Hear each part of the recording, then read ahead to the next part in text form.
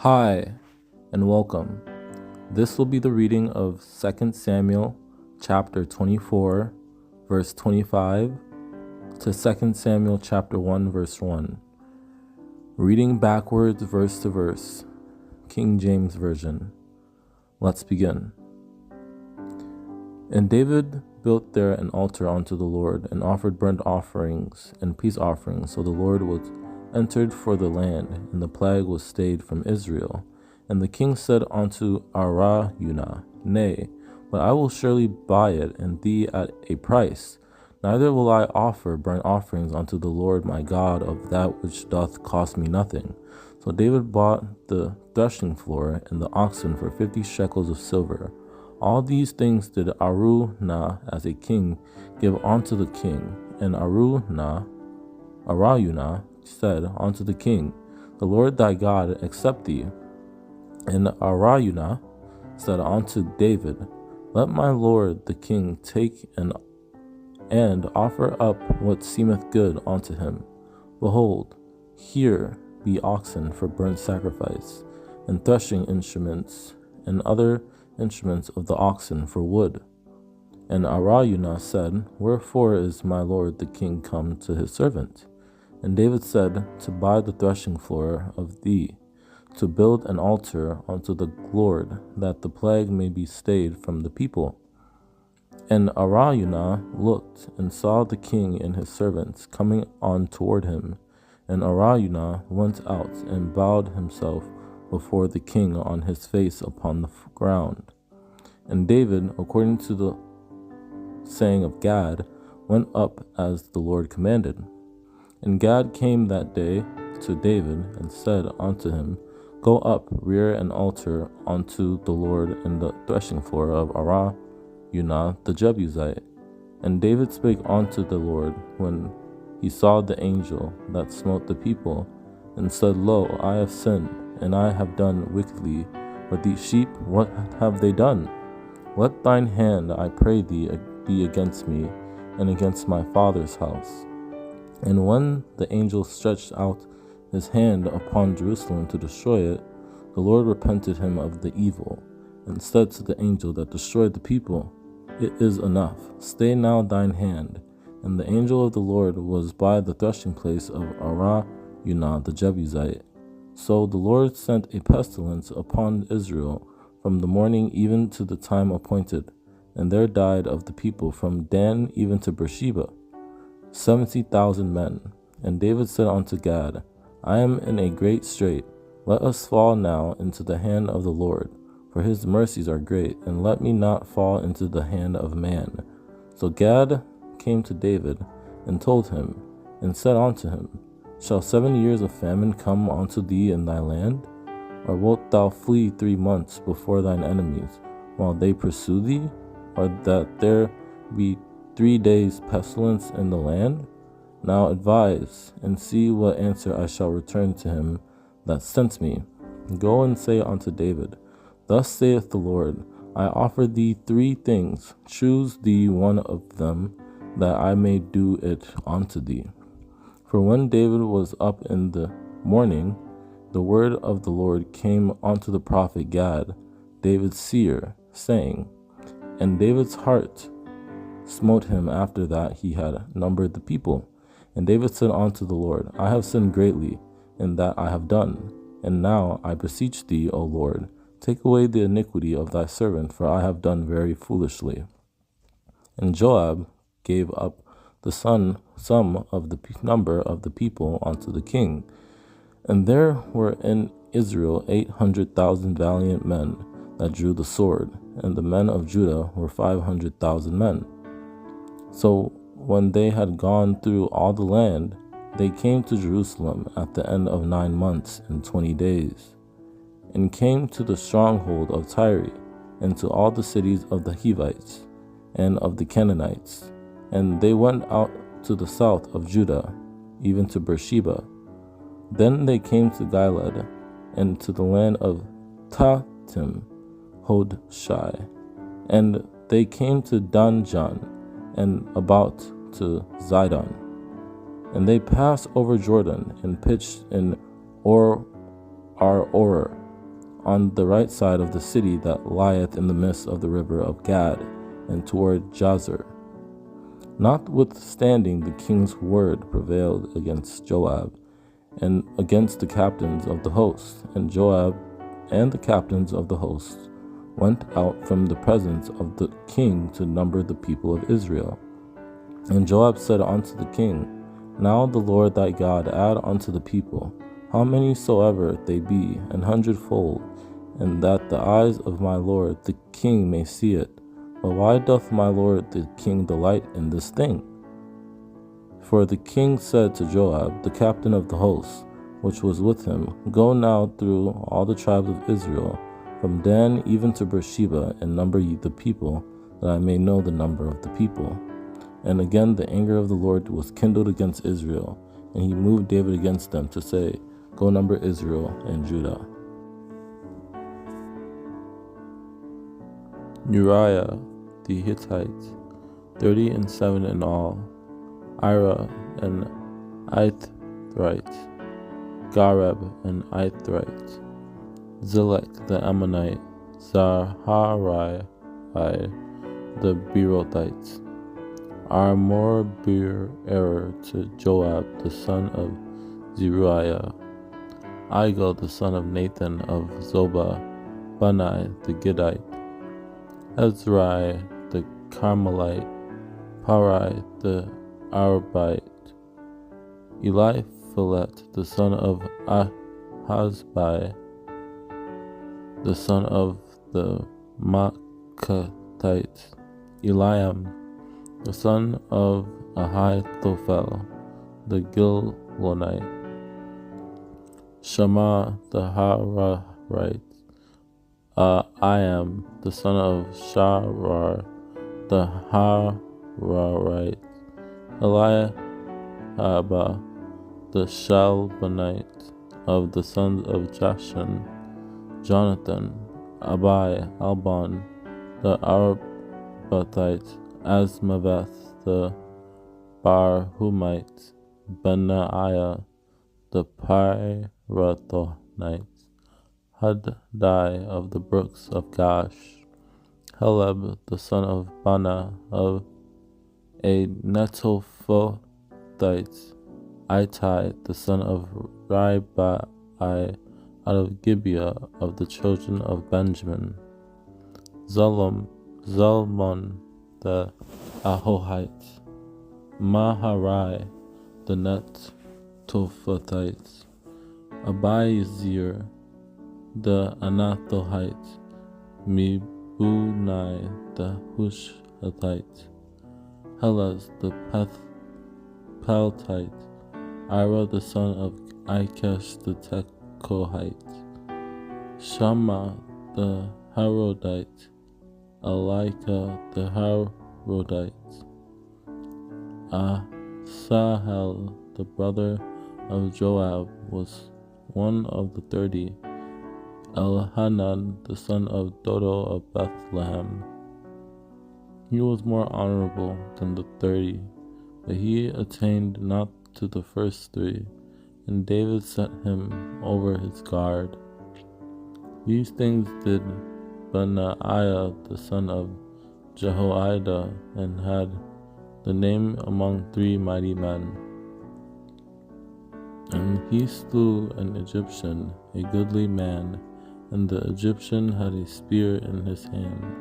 But he went down to him with a staff, and plucked the spear out of the Egyptian's hand, and slew him with his own spear.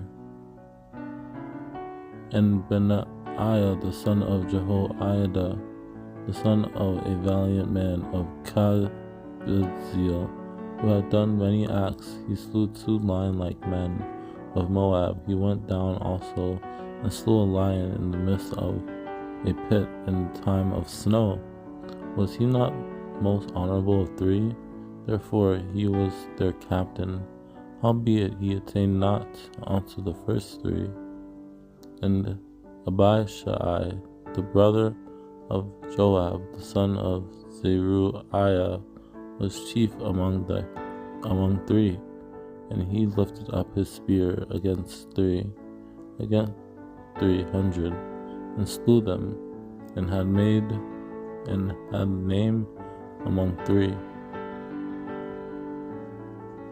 And he said, Be it far from me, O Lord, that I should do this. Is not this the blood of the men that went in jeopardy of their lives? Therefore he would not drink it. These things did these 3 mighty men. And the 3 mighty men brake through the host of the Philistines, and drew water out of the well of Bethlehem that was by the gate, and took it, and brought it to David. Nevertheless he would not drink thereof, but poured it out unto the Lord. And David longed, and said, Oh, that one would give me drink of the water of the well of Bethlehem, which is by the gate. And David was then in an hold, and the garrison of the Philistines was then in Bethlehem. And 3 of the 30 chief went down, and came to David in the harvest time unto the cave of Adullam. And the troop of the Philistines pitched in the valley of Rephaim, but he stood in the midst of the ground, and defended it, and slew the Philistines.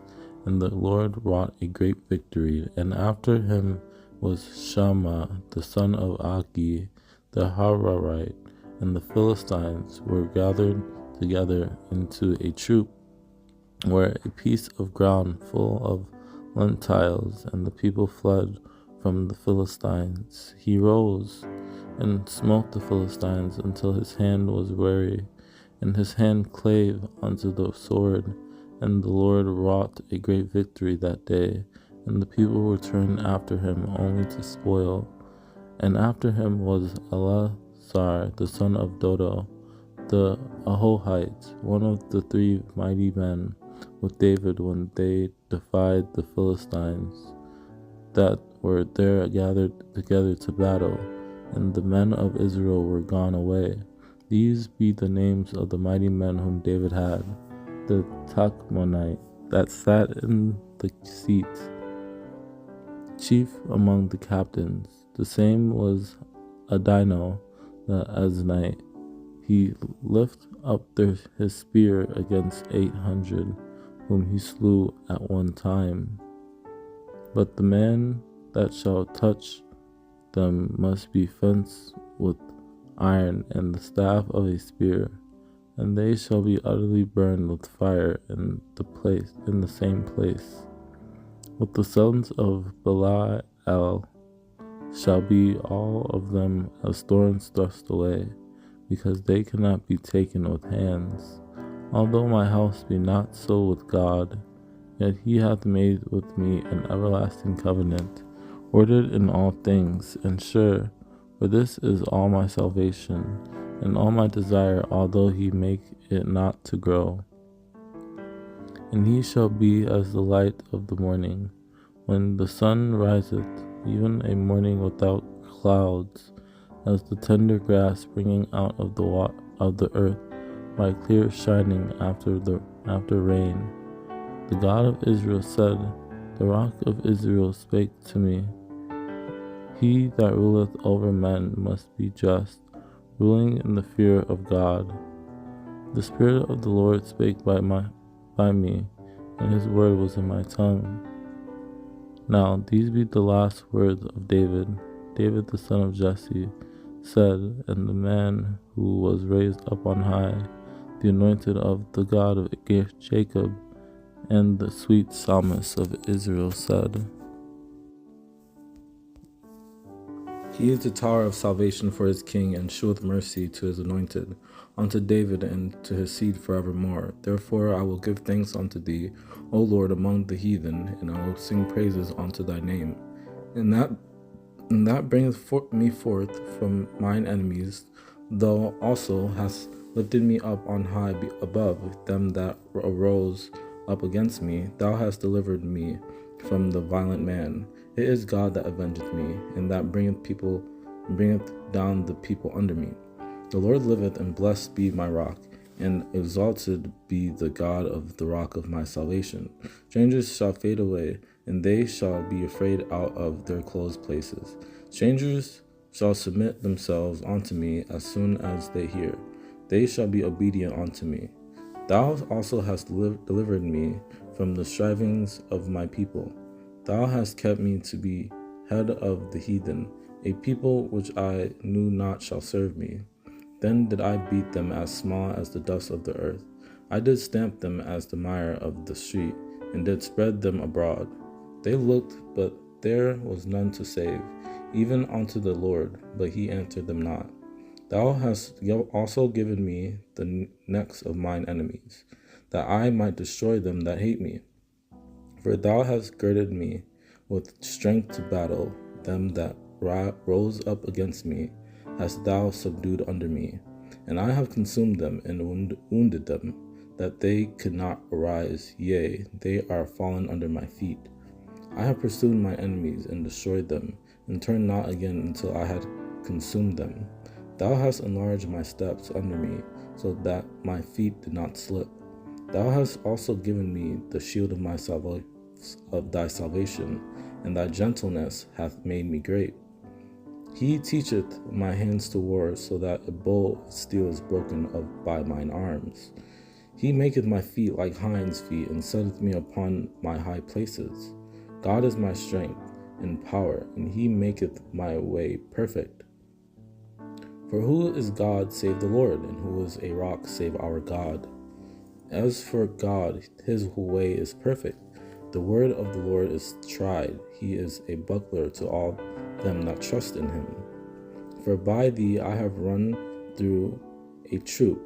By my God have I leaped over a wall. For thou art my lamp, O Lord, and the Lord will lighten my darkness. And the afflicted people thou wilt save, but thine eyes are upon the haughty, that thou mayest bring them down.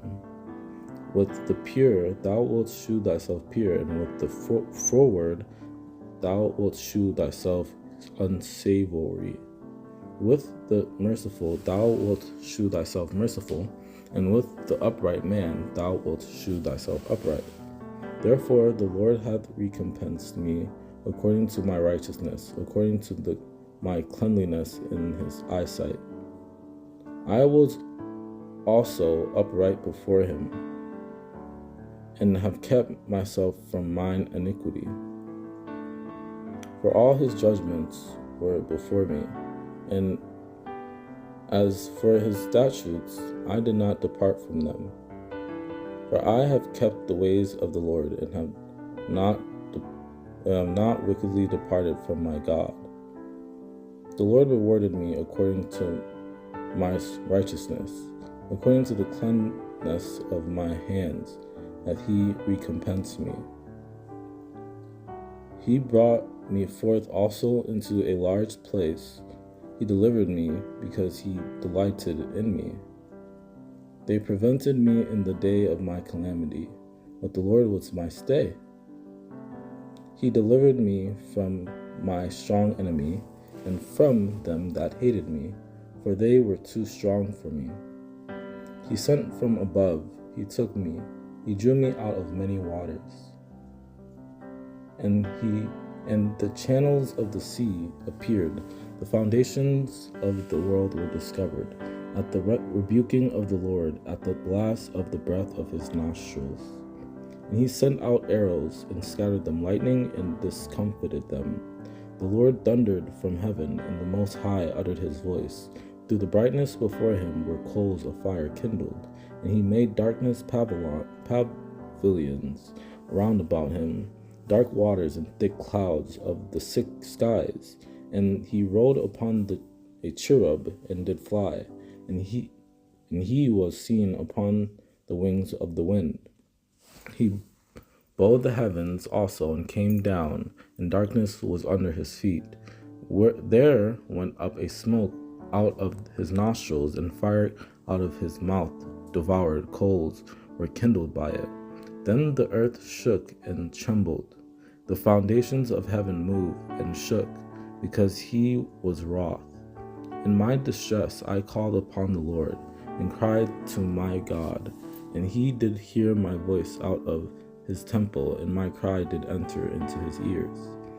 The sorrows of hell compassed me about, the snares of death prevented me.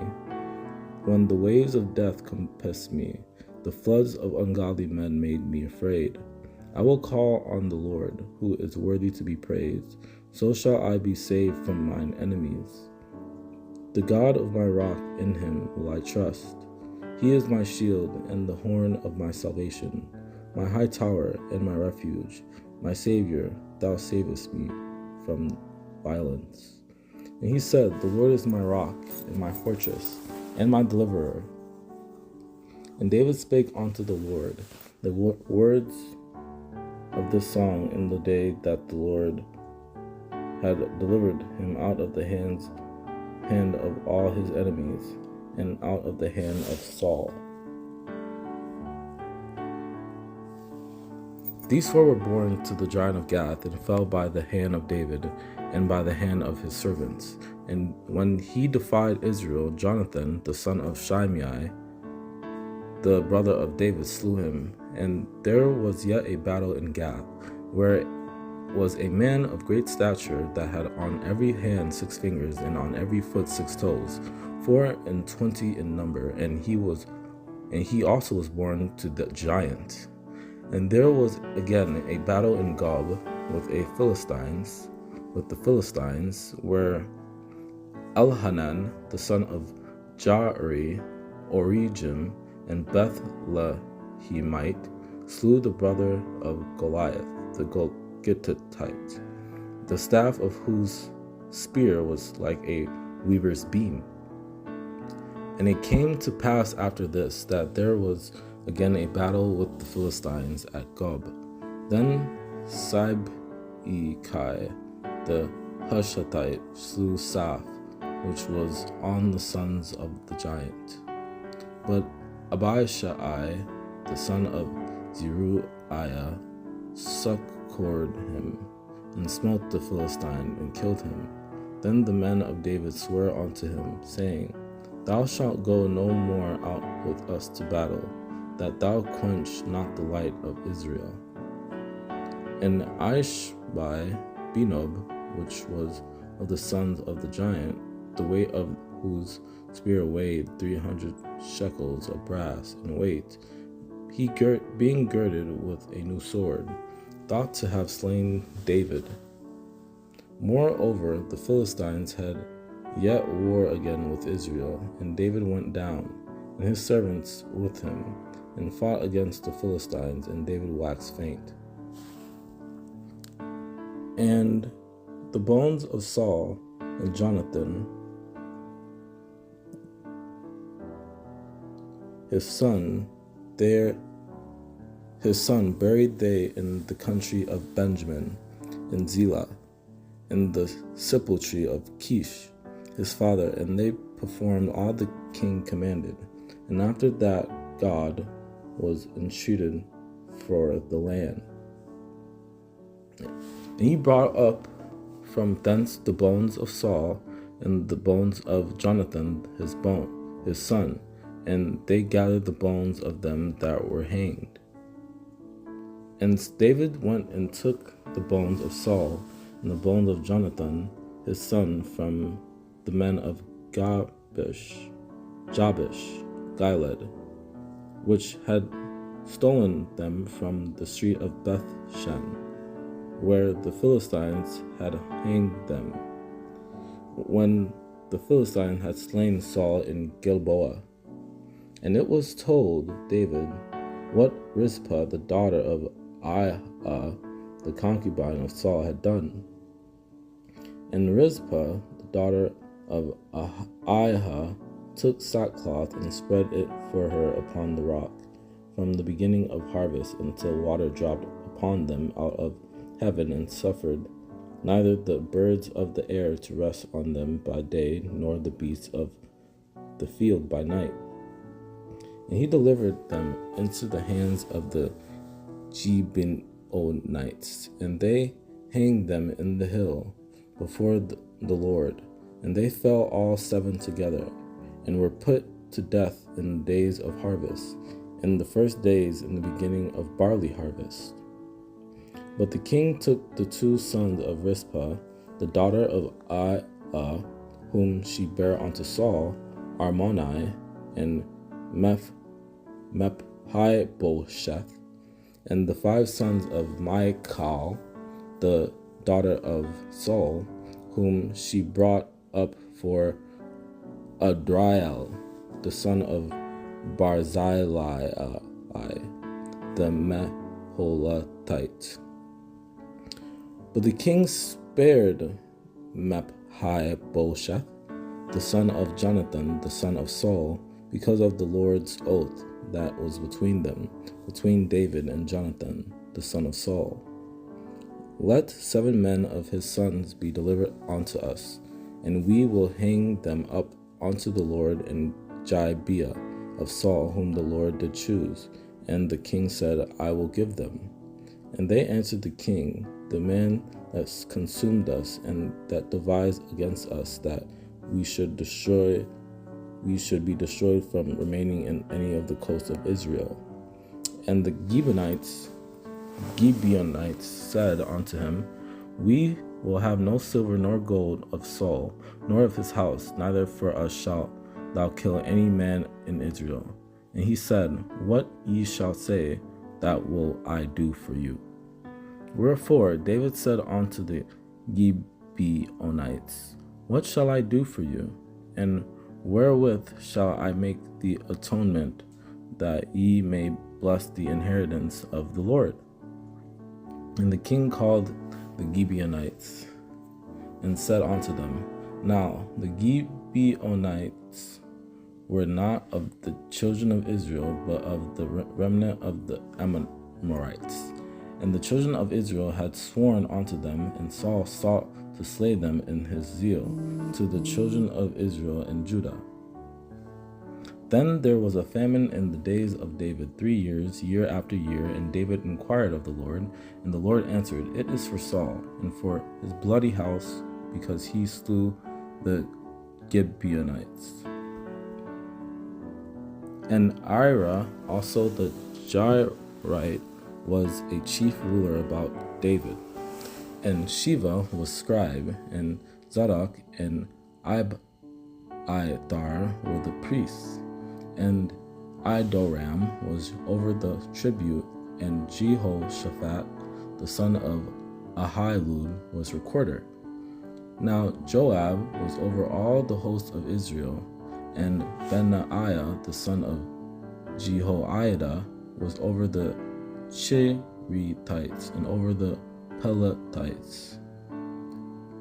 Then the woman went unto all the people in her wisdom, and they cut off the head of Sheba the son of Bichri, and cast it out to Joab, and he blew a trumpet, and they retired from the city, every man to his tent.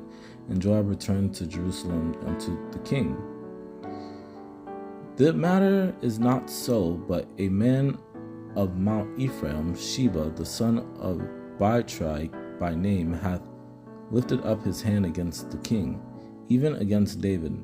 Deliver him only, and I will depart from the city. And the woman said unto Joab, Behold, his head shall be thrown to thee over the wall. And Joab answered and said, Far be it from me, that I should swallow up or destroy. I am one of them that are peaceable and faithful in Israel. Thou seekest to destroy a city and a mother in Israel. Why wilt thou swallow up the inheritance of the Lord? Then she spake, saying, They were wont to speak in old time, saying, They shall surely ask counsel at Abel. And so they ended the matter. And when he was come near unto her, the woman said, Art thou Joab? And he answered, I am he. Then she said unto him, Hear the words of thine handmaid. And he answered, I do hear. Then cried a wise woman out of the city, Hear, hear, say, I pray you unto Joab, Come near hither, that I may speak with thee. And they came and besieged him in Abel and Beth-Maachah. And they cast up a bank against the city, and it stood in the trench. And all the people that were with Joab battered the wall to throw it down. And he went through all the tribes of Israel unto Abel, and to Beth-maachah, and all the Berites, and they were gathered together, and went also after him. When he was removed out of the highway, all the people went on after Joab to pursue after Sheba the son of Bichri. And Amasa wallowed in blood in the midst of the highway. And when the man saw that all the people stood still, he removed Amasa out of the highway into the field and cast a cloth upon him, when he saw that everyone that came by him stood still. And one of Joab's men stood by him and said, He that favoreth Joab, and he that is for David, let him go after Joab. But Amasa took no heed to the sword that was in Joab's hand. So he smote him therewith in the 5th rib, and shed out his bowels to the ground, and struck him not again, and he died. So Joab and Abishai his brother pursued after Sheba the son of Bichri. And Joab said to Amasa, Art thou in health, my brother? And Joab took Amasa by the beard with the right hand to kiss him. When they were at the great stone which is in Gibeon, Amasa went before them, and Joab's garment that he had put on was girded onto him, and upon it a girdle with a sword fastened upon his loins, and the sheath thereof, and as he went forth it fell out.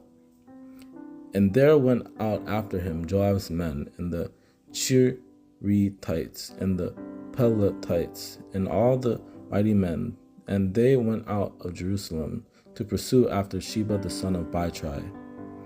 And David said to Abishai, Now shall Sheba the son of Bichri do us more harm than did Absalom? Take thou thy Lord's servants, and pursue after him, lest he get him fenced cities, and escape us.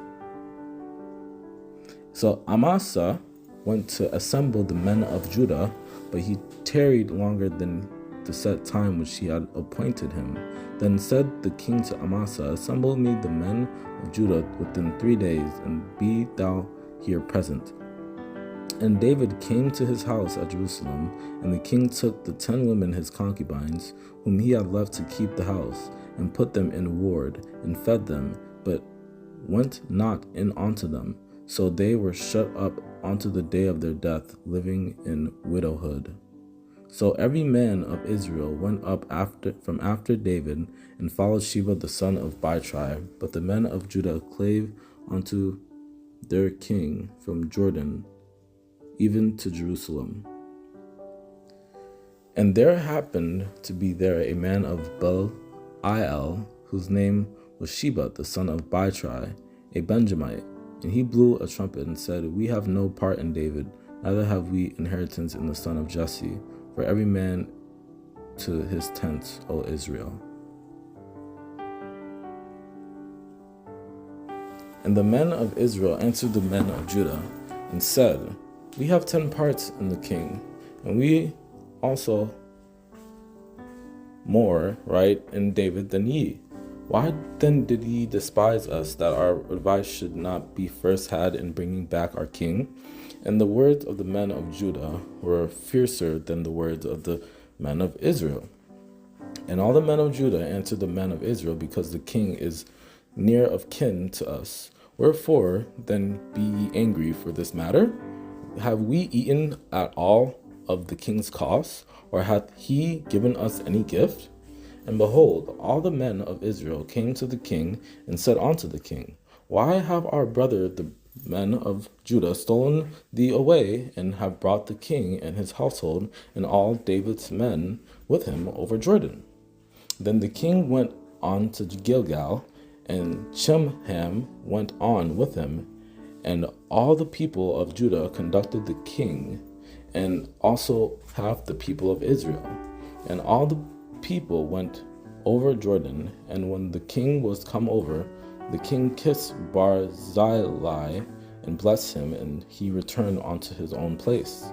And the king answered, Chimham shall go over with me, and I will do to him that which shall seem good unto thee, and whatsoever thou shalt require of me, that will I do for thee. Let thy servant, I pray thee, turn back again, that I may die in mine own city, and be buried by the grave of my father and of my mother. But behold, thy servant Chimham, let him go over with my lord the king, and do to him that shall seem good unto thee. Thy servant will go a little way over Jordan with the king, and why should the king recompense me with such a reward? I am this day 80 years old, and can I discern between good and evil? Can thy servant taste what I eat or what I drink? Can I hear any more the voice of singing men and singing women? Wherefore then should thy servant be yet a burden unto my lord the king? And Barzillai said unto the king, How long have I to live, that I should go up with the king unto Jerusalem? And the king said unto Barzillai, Come thou over with me, and I will feed thee with me in Jerusalem. Now Barzillai was a very aged man, even 80 years old, and he had provided the king of sustenance while he lay at Mahanaim. For he was a very great man. And Barzillai the Gileadite came down from Rogelim, and went over Jordan with the king to conduct him over Jordan. And Mephi-Bosheth said unto the king, Yea, let him take all, for as much as my lord the king is come again in peace unto his own house. And the king said unto him, Why speakest thou any more of thy matters? I have said, Thou and Ziba divide the land. For all of my father's house were but dead men before my lord the king. Yet didst thou set thy servant among them that did eat at thine own table. What right therefore have I yet to cry any more unto the king? And he hath slandered thy servant unto thy king, unto my lord the king. But my lord the king is as an angel of God. Do therefore what is good in thine eyes. And he answered, My lord, O king, my servant deceived me. For thy servant said, I will saddle me an ass, that I may ride thereon and go to the king, because thy servant is lame. And it came to pass, when he was come to Jerusalem to meet the king, that the king said unto him, Wherefore wentest not thou with me, Mephi-Bosheth?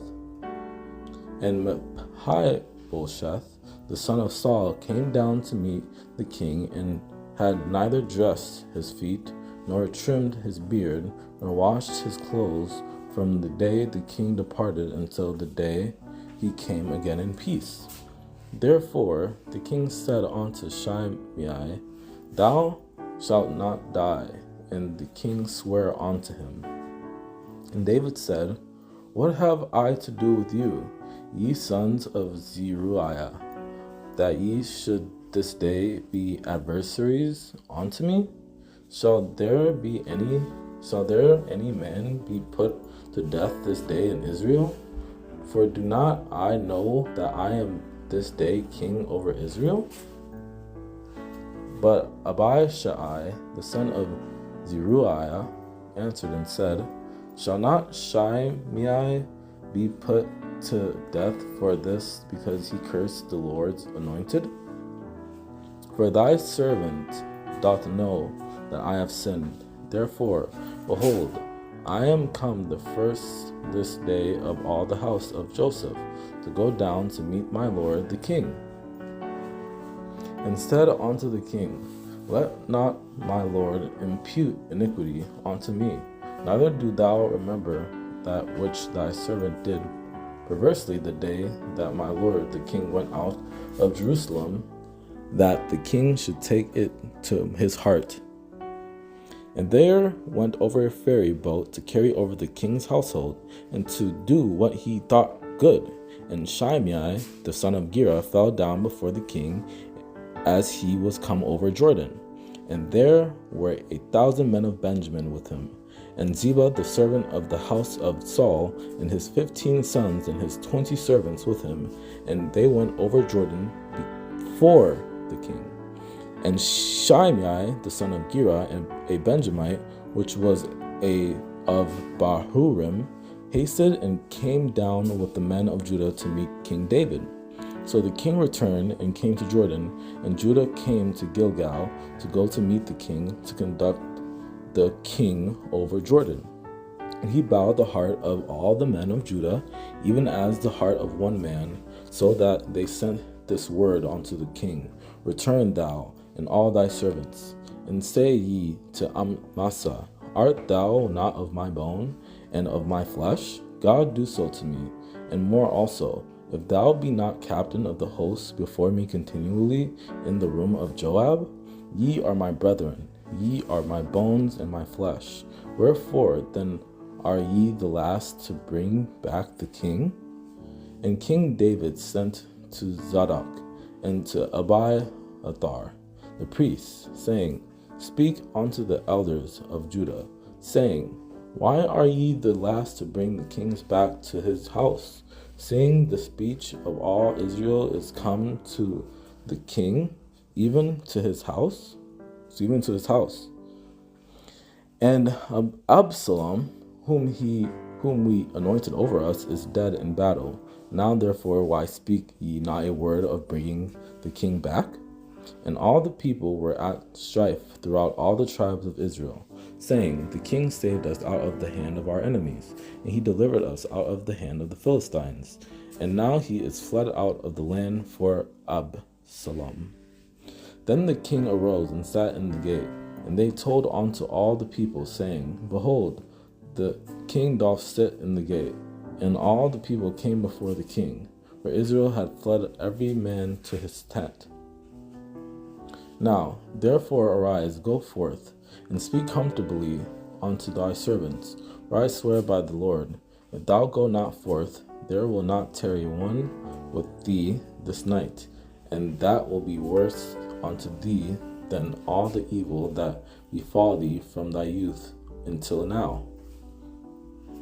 In that thou lovest thine enemies, and hatest thy friends, for thou hast declared this day, that thou regardest neither princes nor servants.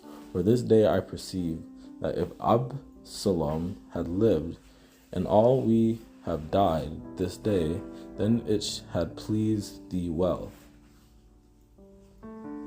And Joab came into the house to the king, and said, Thou hast shamed this day the faces of all thy servants, which this day have saved thy life, and the lives of thy sons and of thy daughters, and the lives of thy wives, and the lives of thy concubines.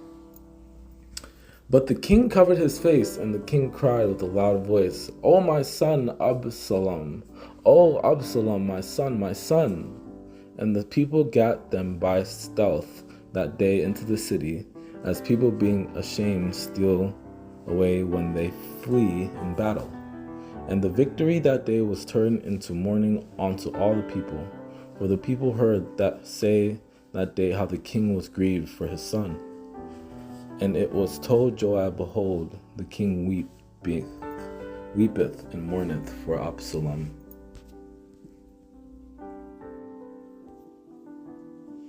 And the king was much moved, and went up to the chamber over the gate, and wept. And as he went, thus he said, O my son Absalom, my son, Absalom, would God I had died for thee, O Absalom, my son, my son. And the king said unto Cushai, Is the young man Absalom safe? And Cushai answered, The king, the enemies of my lord the king, and all that rise against thee to do thee hurt, be as that young man is. And behold, Cushai came, and Cushai said, Tidings, my lord, the king, for the Lord hath avenged thee this day of all them that rose up against thee. And the king said unto him, Turn aside and stand here. And he turned aside and stood still. And the king said, Is the young man Absalom safe? And Ahimaaz answered, When Joab sent the king's servant and me thy servant, I saw a great tumult, but I knew not what it was. And Ahimaaz called and said unto the king, All is well.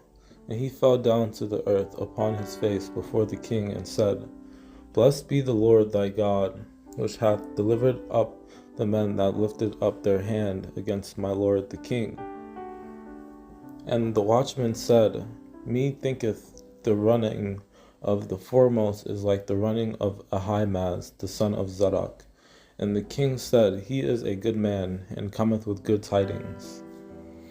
And the watchman saw another man running, and the watchman called unto the porter, and said, Behold, another man running alone. And the king said, He also bringeth tidings. And the watchman cried and told the king.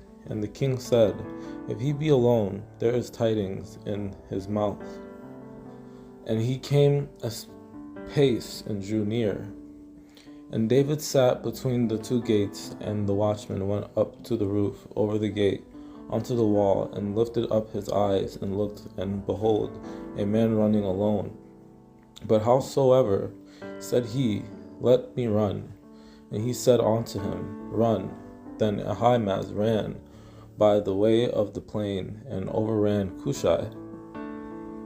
Then said Ahimaaz the son of Zadok yet again to Joab, But howsoever, let me, I pray thee, also run after Cushai. And Joab said, Wherefore wilt thou run, my son, seeing that thou hast no tidings ready?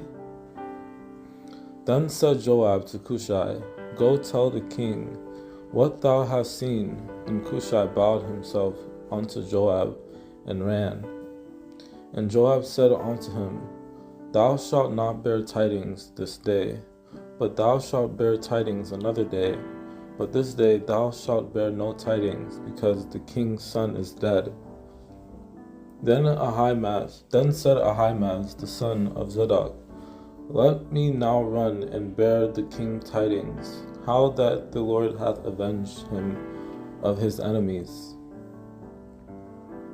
Now Absalom in his lifetime had taken and reared up for himself a pillar, which is in the king's dale, for he said, I have no son to keep my name in remembrance. And he called the pillar after his own name, and it is called unto this day Absalom's place. And they took Absalom, and cast him into a great pit in the wood, and laid a very great heap of stones upon him, and all Israel fled every one to his tent. And Joab blew the trumpet, and the people returned from pursuing after Israel, for Joab held back the people. And 10 young men that bare Joab's armor compassed about, and smote Absalom, and slew him. Then said Joab, I may not tarry thus with thee. And he took 3 darts in his hand, and thrust them through the heart of Absalom, while he was yet alive in the midst of the oak. Otherwise I should have wrought falsehood against mine own life, for there is no matter hid from the king, and thou thyself wouldest have set thyself against me. And the man said unto Joab, Though I should receive 1,000 shekels of silver in mine hand, yet would I not put forth mine hand against the king's son. For in our hearing the king charged thee and Abishai and Attai, saying, Beware that none touch the young man Absalom. And Joab said unto the man that told him, And behold, thou sawest him, and why didst thou not smite him there to the ground? And I would have given thee 10 shekels of silver and a girdle. And a certain man saw it, and told Joab, and said, Behold, I saw Absalom hanged in an oak. And Absalom met the servants of David, and Absalom rode upon a mule, and the mule went under the thick boughs of a great oak, and his head caught hold of the oak, and he was taken up between the heaven and the earth, and the mule that was under him went away. For the battle was there scattered over the face of all the country, and the wood devoured more people that day than the sword devoured. Where the people of Israel were slain before the servants of David, and there was there a great slaughter that day of 20,000 men. So the people went out into the field against Israel. The battle was in the wood of Ephraim. And the king commanded Joab and Abishai and Ittai, saying, Deal gently for my sake with the young men, even with Absalom. And all the people heard when the king gave all the captains charge concerning Absalom. And the king said unto them, What seemeth you best, I will do. And the king stood by the gate side, and all the people came out by hundreds and by thousands. But the people answered, Thou shalt not go forth, for if we flee away, they will not care for us, neither if half of us die will they care for us. But now thou art worth 10,000 of us. Therefore now it is better that thou succor us out of the city. And David sent forth a third part of the people under the hand of Joab, and a third part under the hand of Abishai, the son of Zeruiah, Joab's brother, and a third part under the hand of Ittai, the Gittite. And the king said unto the people, I will surely go forth with you myself also. And David numbered the people that were with him, and set captains of thousands and captains of hundreds over them.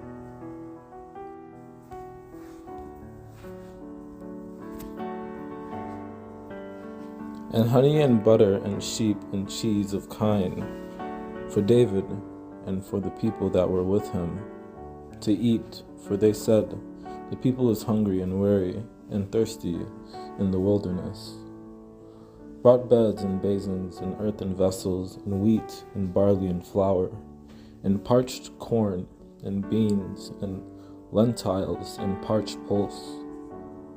And it came to pass when David was come to Mahanaim, that Shobai, the son of Nahash, of Rabbah, of the children of Ammon, and Machir, the son of Amiel, of Lo Debar, and Barzillai, the Gileadite of Rogelim. So Israel and Absalom pitched in the land of Gilead. And Absalom made Amasa captain of the host, instead of Joab, which Amasa was a man's son, whose name was Ithra, an Israelite, that went into Abigail, the daughter of Nahash, sister to Neruiah, Joab's mother. Then David came to Mahanaim, and Absalom passed over Jordan.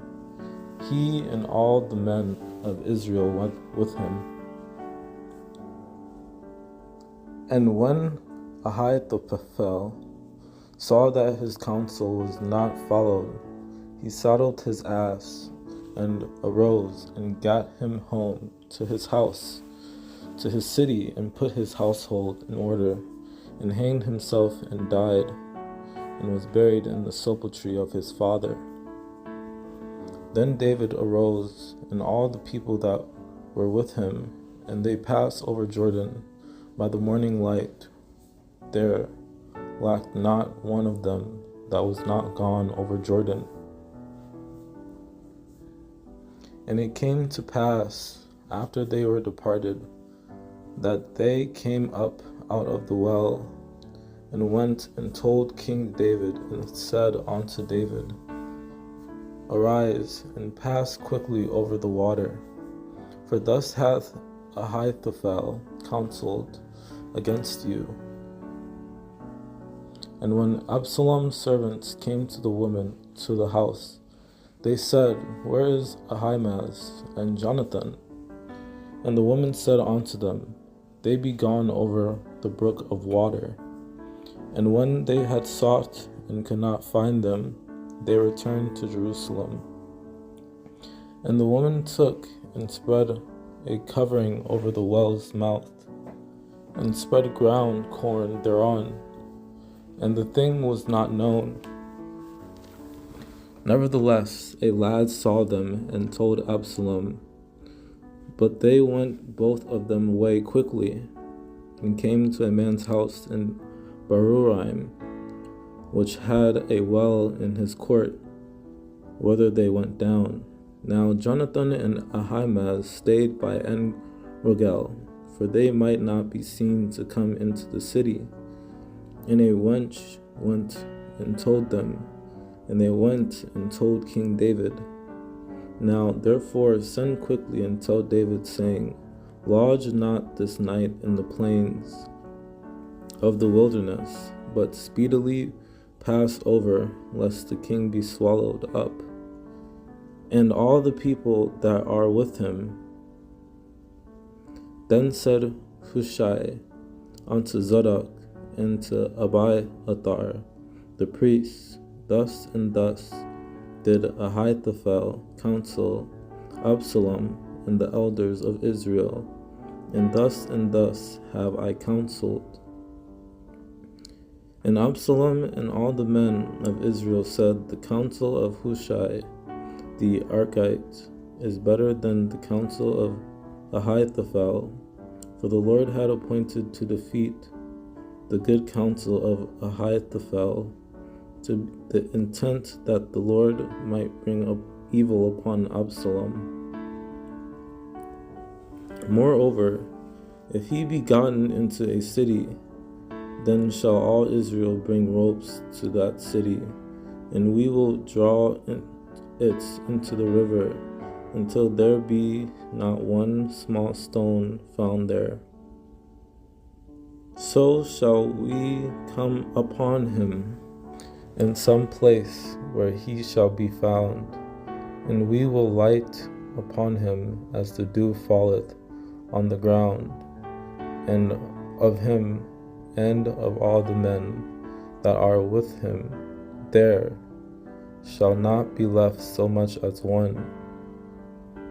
Therefore I counsel that all Israel be generally gathered unto thee, from Dan even to Beersheba, as the sand that is by the sea for multitude, and that thou go to battle in thine own person.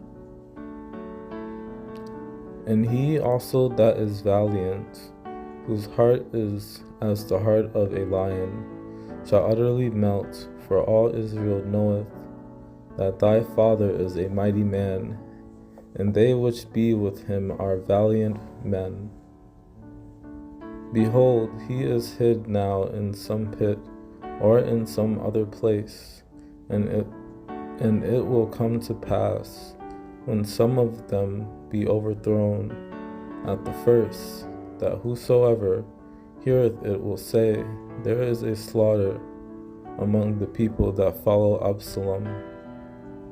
For said Hushai, Thou knowest thy father and his men, that they be mighty men, and they be chafed in their minds, as a bear robbed of her whelps in the field, and thy father is a man of war, and will not lodge with the people. And Hushai said unto Absalom, The counsel that Ahithophel hath given is not good at this time. And when Hushai was come to Absalom, Absalom spake unto him, saying, Ahithophel hath spoken after this manner. Shall we do after this saying? If not, speak thou. Then said Absalom, Call now Hushai the Archite also, and let us hear likewise what he saith. And the saying pleased Absalom well, and all the elders of Israel. And I will bring back all the people unto thee. The man whom thou seekest is as if all returned, so all the people shall be in peace. And I will come upon him while he is weary and weak-handed, and will make him afraid, and all the people that are with him shall flee, and I will smite the king only.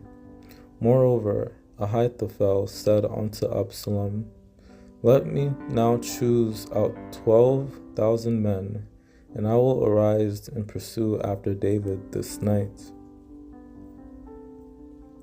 And the counsel of Ahithophel, which he counseled in those days, was as if a man had inquired at the oracle of God. So was all the counsel of Ahithophel, both with David and with Absalom. So they spread Absalom a tent upon the top of the house, and Absalom went in unto his father's concubines in the sight of all Israel. And Ahithophel said unto Absalom, Go in unto thy father's concubines, which he hath left to keep the house, and all Israel shall hear that thou art abhorred of thy father. Then shall the hands of all that are with thee be strong. Then said Absalom to Ahithophel, Give counsel among you what we shall do. And again, whom should I serve? Should I not serve in the presence of his son? As I have served in thy father's presence, so will I be in thy presence. And Hushai said unto Absalom, Nay, but whom the Lord and this people and all the men of Israel choose, his will I be, and with him will I abide. And Absalom said to Hushai, Is this thy kindness to thy friend? Why wentest thou not with thy friend? And it came to pass when Hushai the Archite, David's friend, was come unto Absalom, that Hushai said unto Absalom, God save the king, God save the king. And Absalom and all the people, the men of Israel, came to Jerusalem, and Ahithophel with him. And the king and all the people that were with him came weary and refreshed themselves there. And as David and his men went by the way, Shimei went along on the hillside over against him, and cursed as he went, and threw stones at him, and cast dust. It may be that the Lord will look on mine affliction, and that the Lord will requite me good for his cursing this day. And David said unto Abishai and to all his servants, Behold, my son, which come forth of my bowels, seeketh my life. How much more now may this Benjamite do it? Let him alone, and let him curse, for the Lord hath bidden him. And the king said, What have I to do with you, ye sons of Zeruiah? So let him curse, because the Lord hath said unto him, Curse David. Who shall then say, Wherefore hast thou done so? Then said Abishai, the son of Zeruiah, unto the king, Why should this dead dog curse my lord the king? Let me go over, I pray thee, and take off his head. The Lord hath returned upon thee all the blood of the house of Saul, in whose stead thou hast reigned. And the Lord hath delivered the kingdom into the hand of Absalom thy son. And behold, thou art taken in thy mischief, because thou art a bloody man. And thus said Shimei, when he cursed, come out, thou bloody man, and thou man of Belial. And he cast stones at David, and at all the servants of King David. And all the people and all the mighty men were on his right hand and on his left.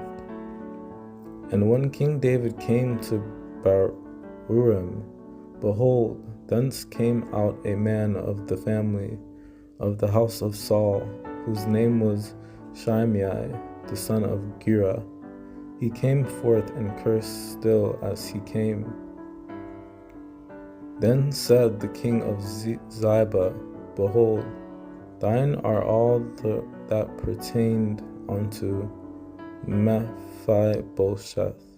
And Ziba said, I humbly beseech thee, that I may find grace in thy sight, my lord, O king. And the king said, and where is thy master's son? And Ziba said unto the king, behold, he abideth at Jerusalem. For he said, today shall the house of Israel restore me the kingdom of my father. And the king said unto Ziba, what meanest thou by these? And Ziba said, the asses be for the king's household to ride on, and the bread and summer fruit for the young men to eat, and the wine that such as be faint in the wilderness may drink. And when David was a little past the top of the hill, behold, Ziba the servant of Mephibosheth met him, with a couple of asses saddled, and upon them 200 loaves of bread, and 100 bunches of raisins, and 100 of summer fruits, and a bottle of wine.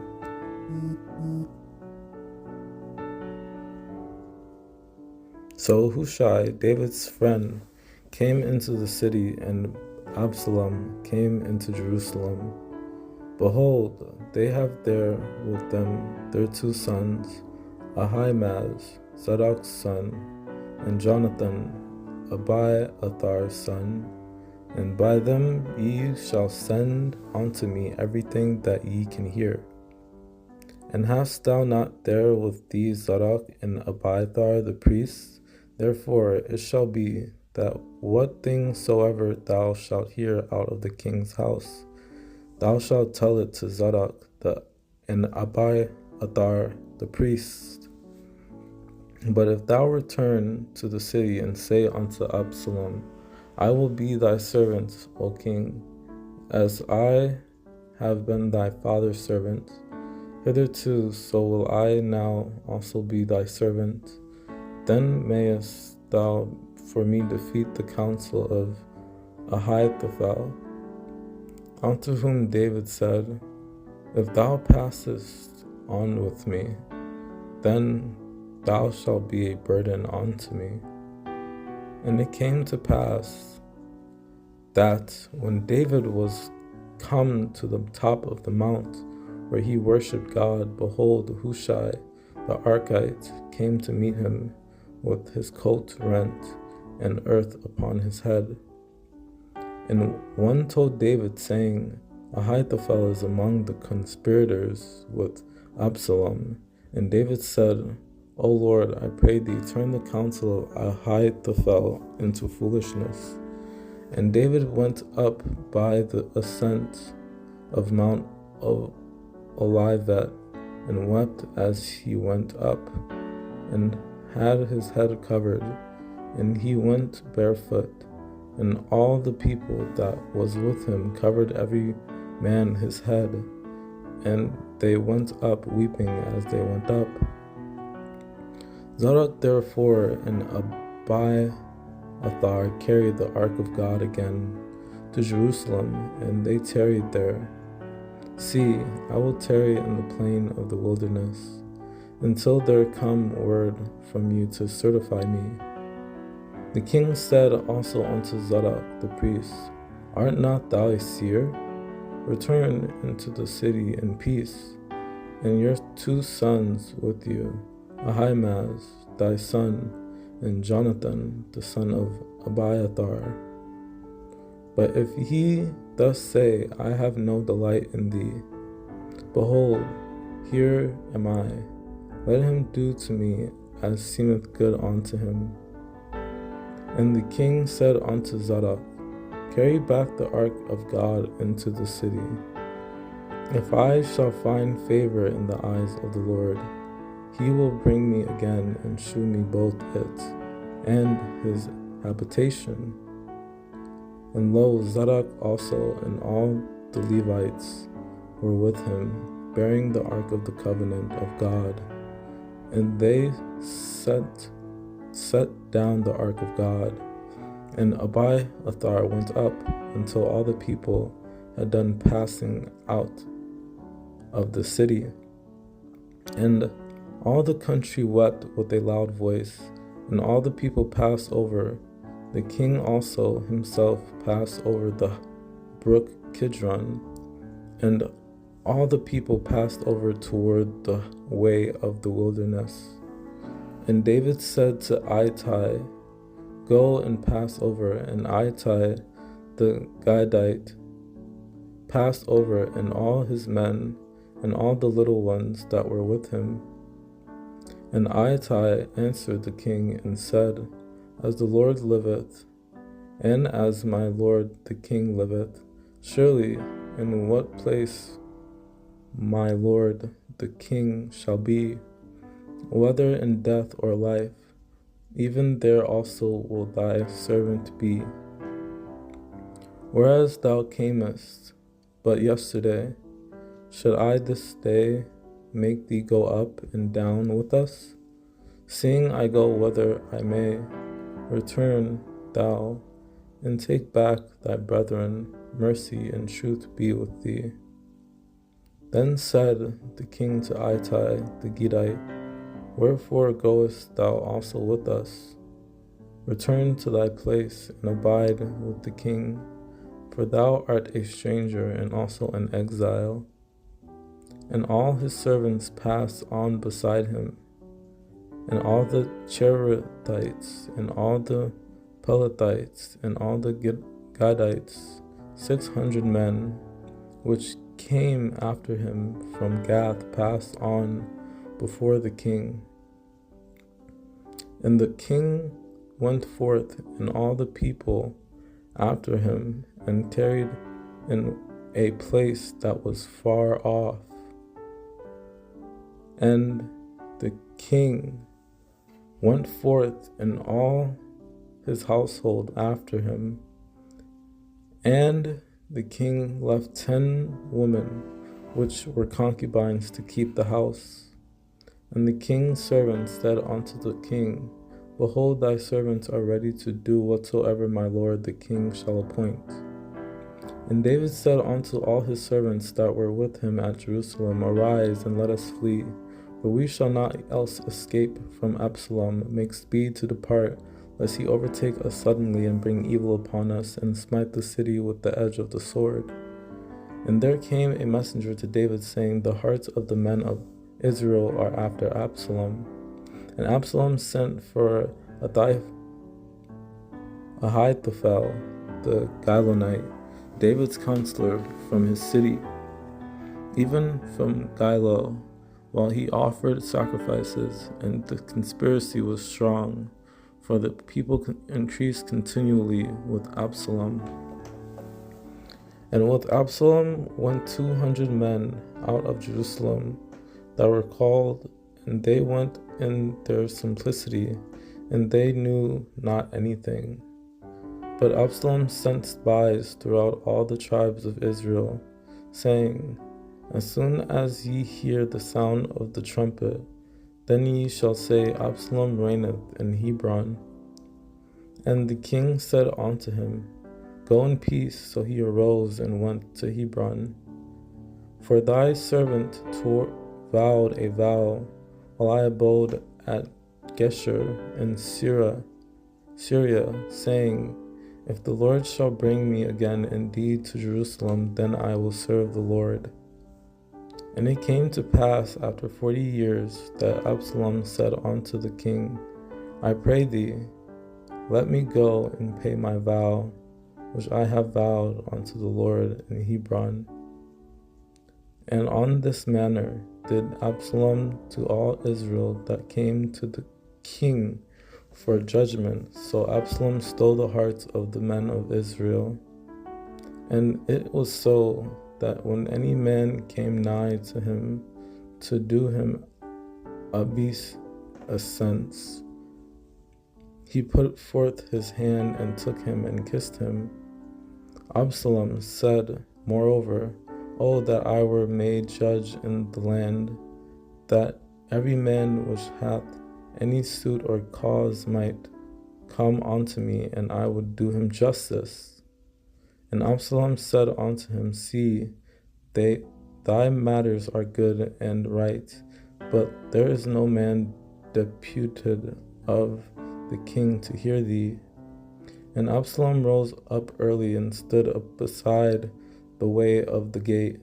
And it was so that when any man that had a controversy came to the king for judgment, then Absalom called unto him and said, Of what city art thou? And he said, Thy servant is of one of the tribes of Israel. And it came to pass after this that Absalom prepared him chariots and horses and 50 men to run before him. So Joab came to the king and told him, and when he had called for Absalom, he came to the king and bowed himself on his face to the ground before the king. And the king kissed Absalom. And Absalom answered Joab, Behold, I send unto thee, saying, Come hither, that I may send thee to the king, to say, Wherefore am I come from Geshur? It had been good for me to have been there still. Now therefore let me see the king's face, and if there be any iniquity in me, let him kill me.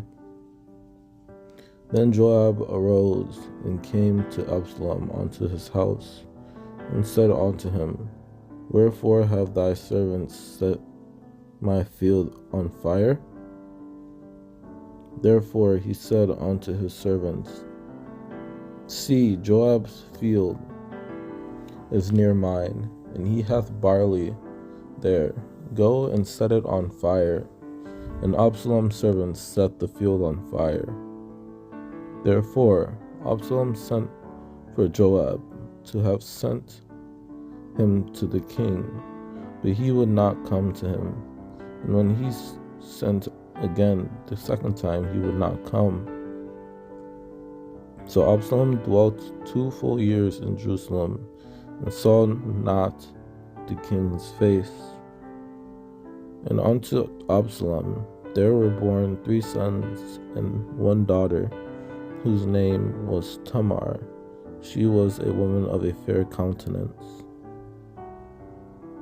And when he polled his head, for it was at every year's end that he polled it, because the hair was heavy on him, therefore he polled it. He weighed the hair on his head at 200 shekels after the king's weight. But in all Israel there was none to be so much praised as Absalom for his beauty. From the sole of his foot even to the crown of his head, there was no blemish in him. And the king said, Let him turn to his own house, and let him not see my face. So Absalom returned to his own house, and saw not the king's face. So Joab arose and went to Geshur, and brought Absalom to Jerusalem. And Joab fell to the ground on his face, and bowed himself, and thanked the king. And Joab said, Today thy servant knoweth that I have found grace in thy sight, my lord, O king, in that the king hath fulfilled the request of his servant. And the king said unto Joab, Behold, now I have done this thing. Go over, therefore, bring the young man Absalom again, to fetch about this form of speech. Hath thy servant Joab done this thing? And my Lord is wise, according to the wisdom of an angel of God, to know all things that are in the earth. And the king said, Is not the hand of Joab with thee in all this? And the woman answered and said, As thy soul liveth, my lord the king, none can turn to the right hand or to the left from aught that my lord the king hath spoken. For thy servant Joab, he bade me, and he put all these words in the mouth of thine handmaid. Then the king answered and said unto the woman, Hide not from me, I pray thee, the thing that I shall ask thee. And the woman said, Let my lord the king now speak. Then thine handmaid said, The word of my lord the king shall now be comfortable. For an angel of God, so is my lord. The king is discerned good, and bad. Therefore the Lord thy God will be with thee. For the king will hear to deliver his handmaid out of the hand of the man that would destroy me, and my son together out of the inheritance of God. Now, therefore, that I am come to speak of this thing unto my lord the king, it is because the people have made me afraid. And thy handmaid said, I will now speak unto the king. It may be that the king will perform the request of his handmaid, for we must needs die, and are as water spilt on the ground, which cannot be gathered up again. Neither doth God respect any person, yet doth he devise means that his banish be not expelled from him. And the woman said, Wherefore then hast thou thought such a thing against the people of God? For the king doth speak this thing as one which is faulty, in that the king doth not fetch home again his banished. Then the woman said, Let thine handmaid, I pray thee, speak one word unto my lord the king. And he said, Say on. And he said, Say on. Then she said, I pray thee, let the king remember the Lord thy God, that thou wouldest not suffer the revengers of blood to destroy any more, lest they destroy my son. And he said, As the Lord liveth, there shall not one hair of thy son fall to the earth.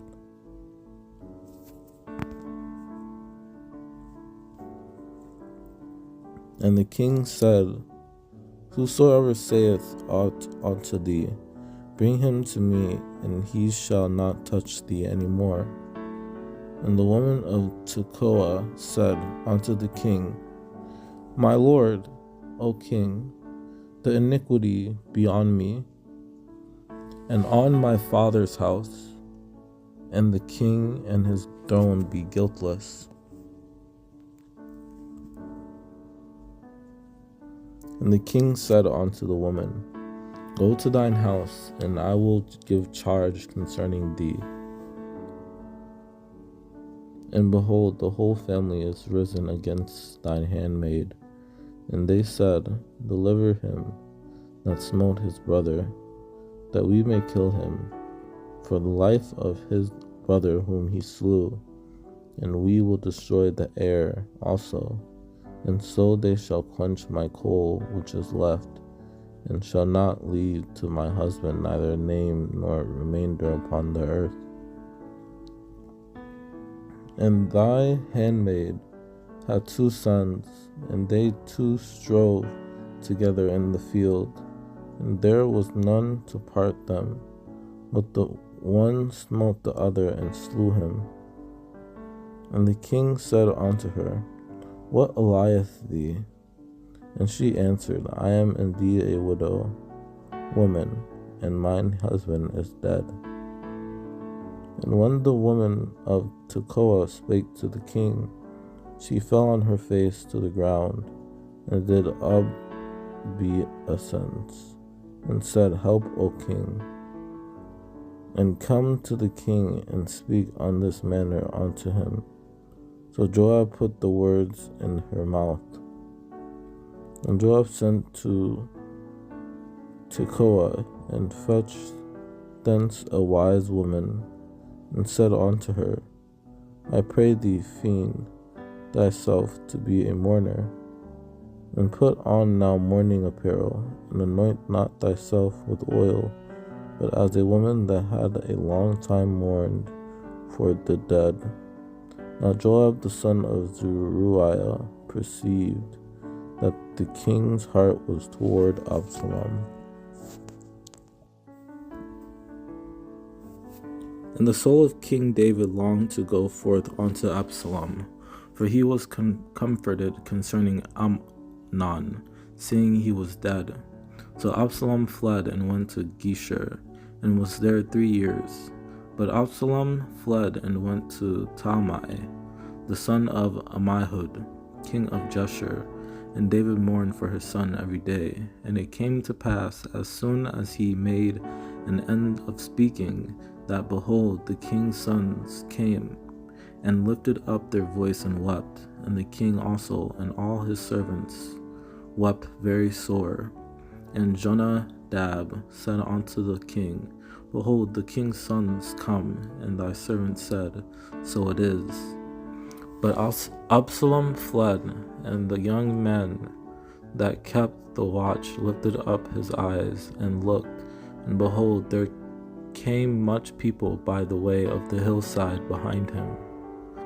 Now therefore, let not my lord the king take the thing to his heart, to think that all the king's sons are dead, for Amnon only is dead.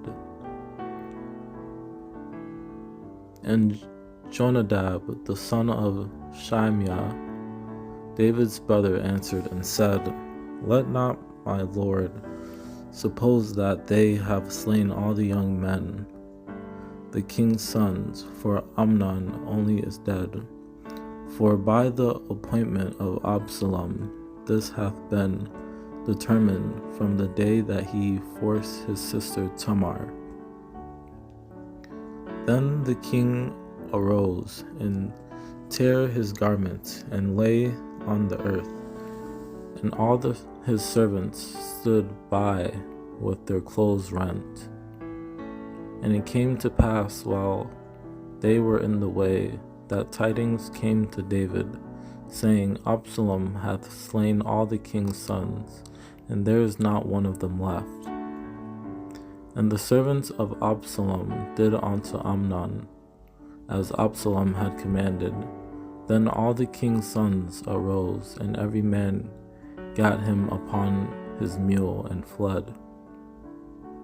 Now Absalom had commanded his servants, saying, Mark ye now when Amnon's heart is merry with wine, and when I say unto you, Smite Amnon, then kill him.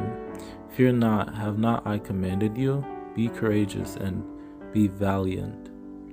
But Absalom pressed him, that he let Amnon and all the king's sons go with him. Then said Absalom, If not, I pray thee, let my brother Amnon go with us. And the king said unto him, Why should he go with thee? And the king said to Absalom, Nay, my son, let us not all now go, lest we be chargeable unto thee. And he pressed him, howbeit he would not go, but blessed him. Now, and Absalom came to the king and said, Behold, now thy servant hath sheep shearers. Let the king, I beseech thee, and his servants go with thy servant. And it came to pass after 2 full years that Absalom had sheep shearers in Baal-hazor, which is beside Ephraim. And Absalom invited all the king's sons. And Absalom spake unto his brother Amnon, neither good nor bad, for Absalom hated Amnon, because he had forced his sister Tamar. But when King David heard of all these things, he was very wroth. And Absalom her brother said unto her, Hath Amnon thy brother been with thee? But hold now thy peace, my sister. He is thy brother. Regard not this thing. So Tamar remained desolate in her brother Absalom's house. And Tamar put ashes on her head, and rent her garment of divers colors that was on her, and laid her hand on her head, and went on crying. And she had a garment of diverse colors upon her, for with such robes were the king's daughters that were virgins apparelled. Then his servant brought her out and bolted the door after her. Then he called his servant that ministered unto him, and said, Put now this woman out from me, and bolt the door after her. And she said unto him, There is no cause. This evil is sending me away is greater than the other that thou didst unto me. But he would not hearken unto her. Then Amnon hated her exceedingly, so that the hatred wherewith he hated her was greater than the love wherewith he had loved her. And Amnon said unto her, Arise, be gone. Howbeit he would not hearken unto her voice, but being stronger than she, forced her, and lay with her. And I, whither shall I cause my shame to go? And as for thee, thou shalt be as one of the fools in Israel. Now therefore, I pray thee, speak unto the king, for he will not withhold me from thee. And she answered him, Nay, my brother, do not force me, for no such thing ought to be done in Israel. Do not thou this folly. And when she had brought them unto him to eat, he took hold of her, and said unto her, Come lie with me, my sister. And Amnon said unto Tamar, Bring the meat into the chamber, that I may eat of thine hand. And Tamar took the cakes which she had made, and brought them into the chamber to Amnon her brother.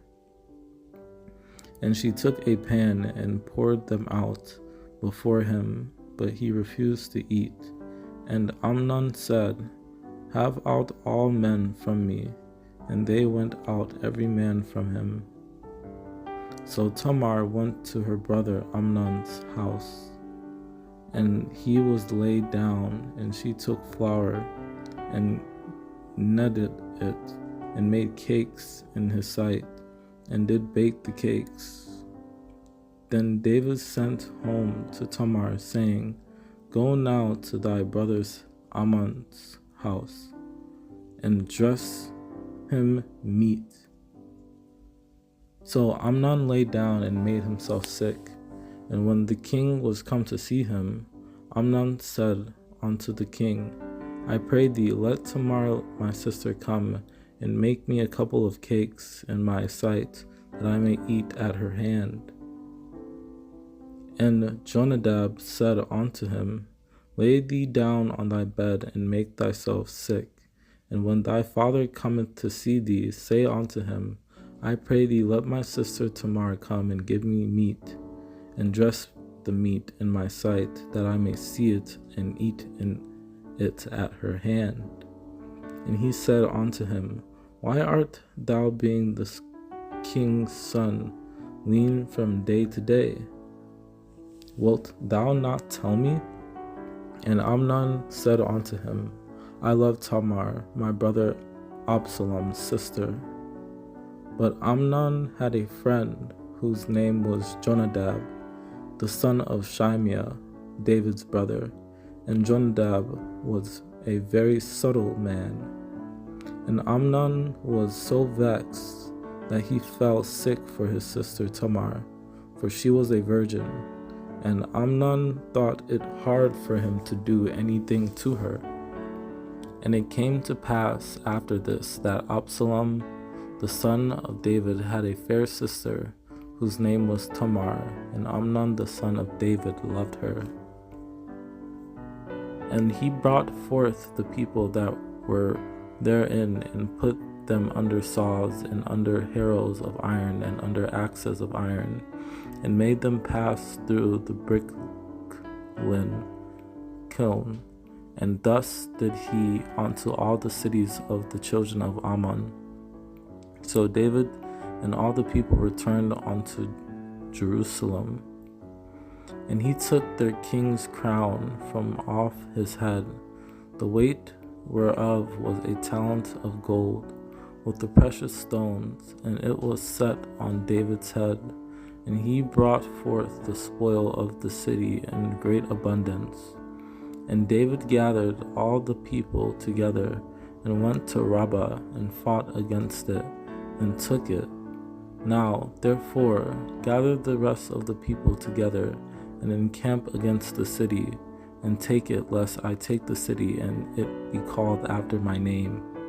And Joab sent messengers to David, and said, I have fought against Rabbah, and have taken the city of waters.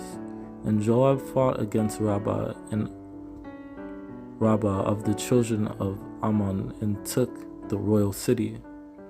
And he sent by the hand of Nathan the prophet, and he called his name Jedidiah, because of the Lord.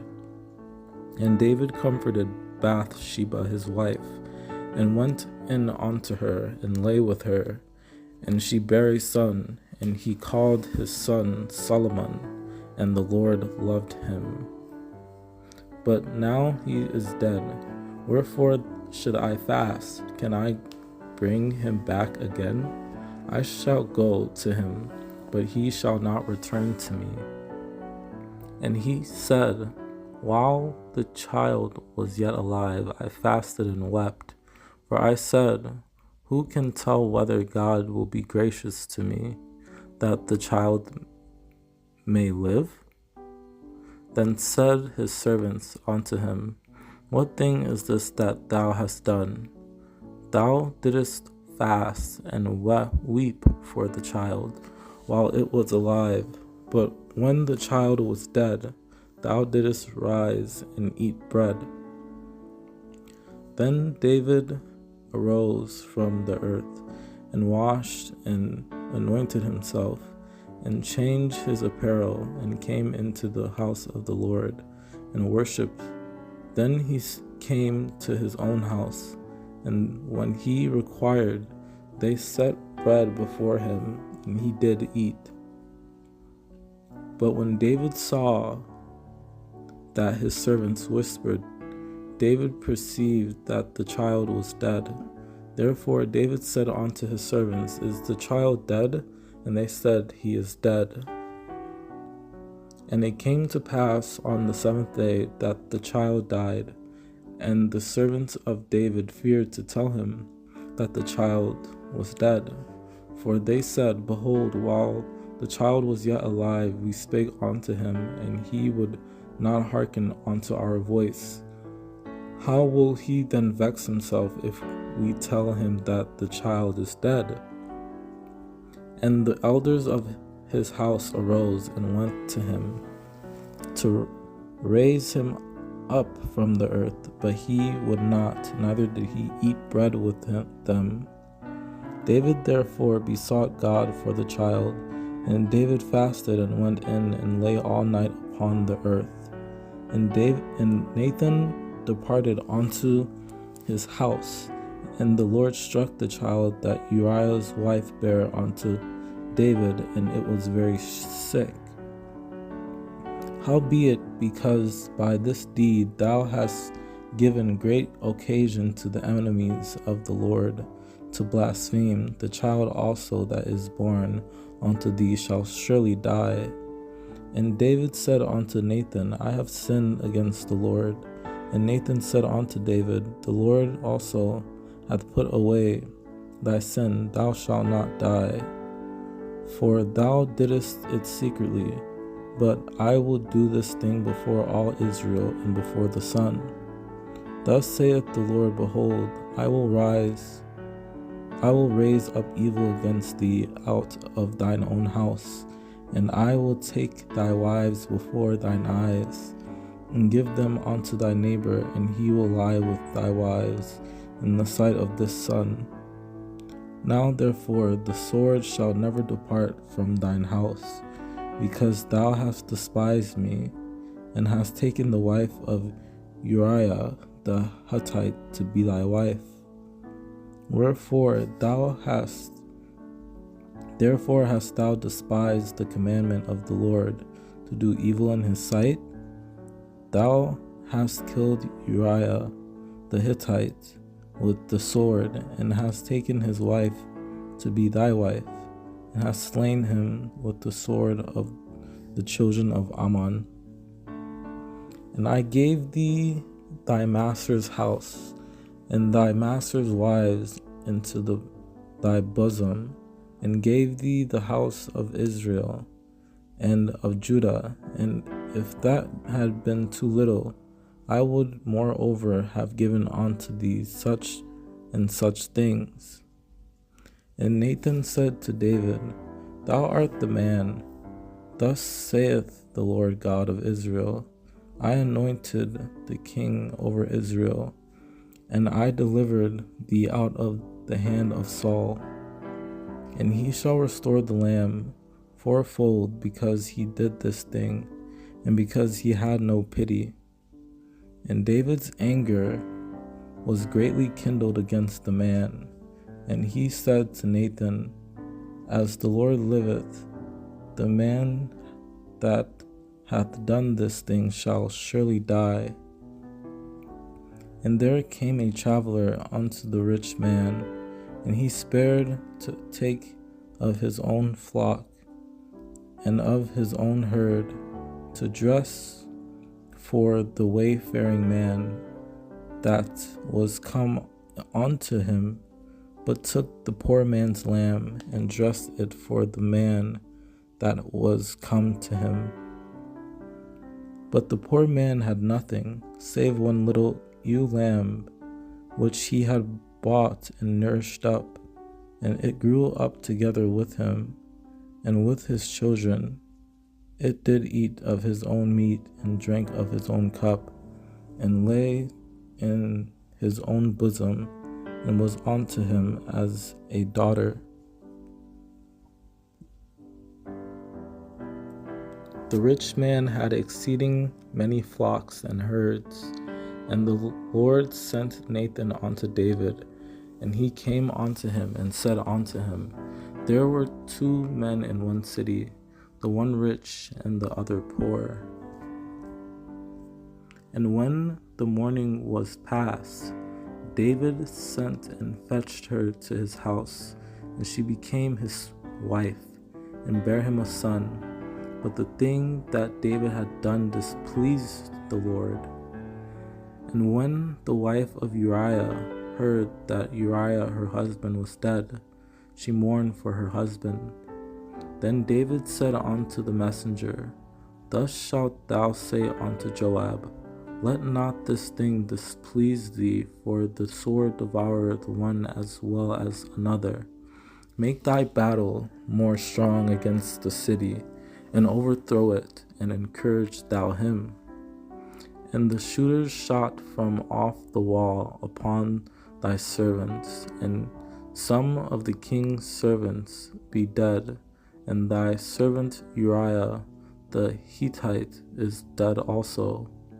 And the messengers said unto David, Surely the men prevailed against us, and came out unto us into the field, and were upon them even unto the entering of the gate.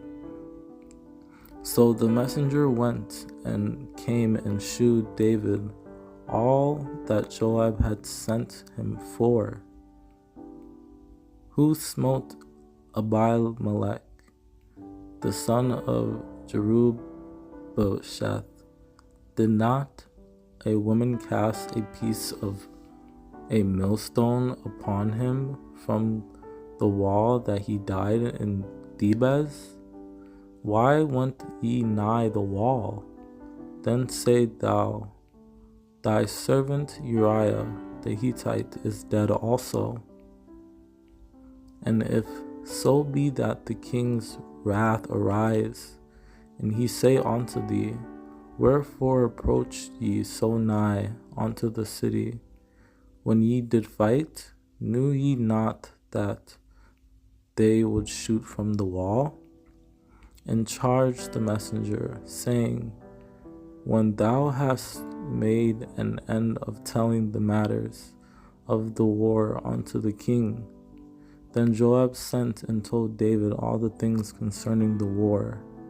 And the men of the city went out and fought with Joab, and there fell some of the people of the servants of David, and Uriah the Hittite died also.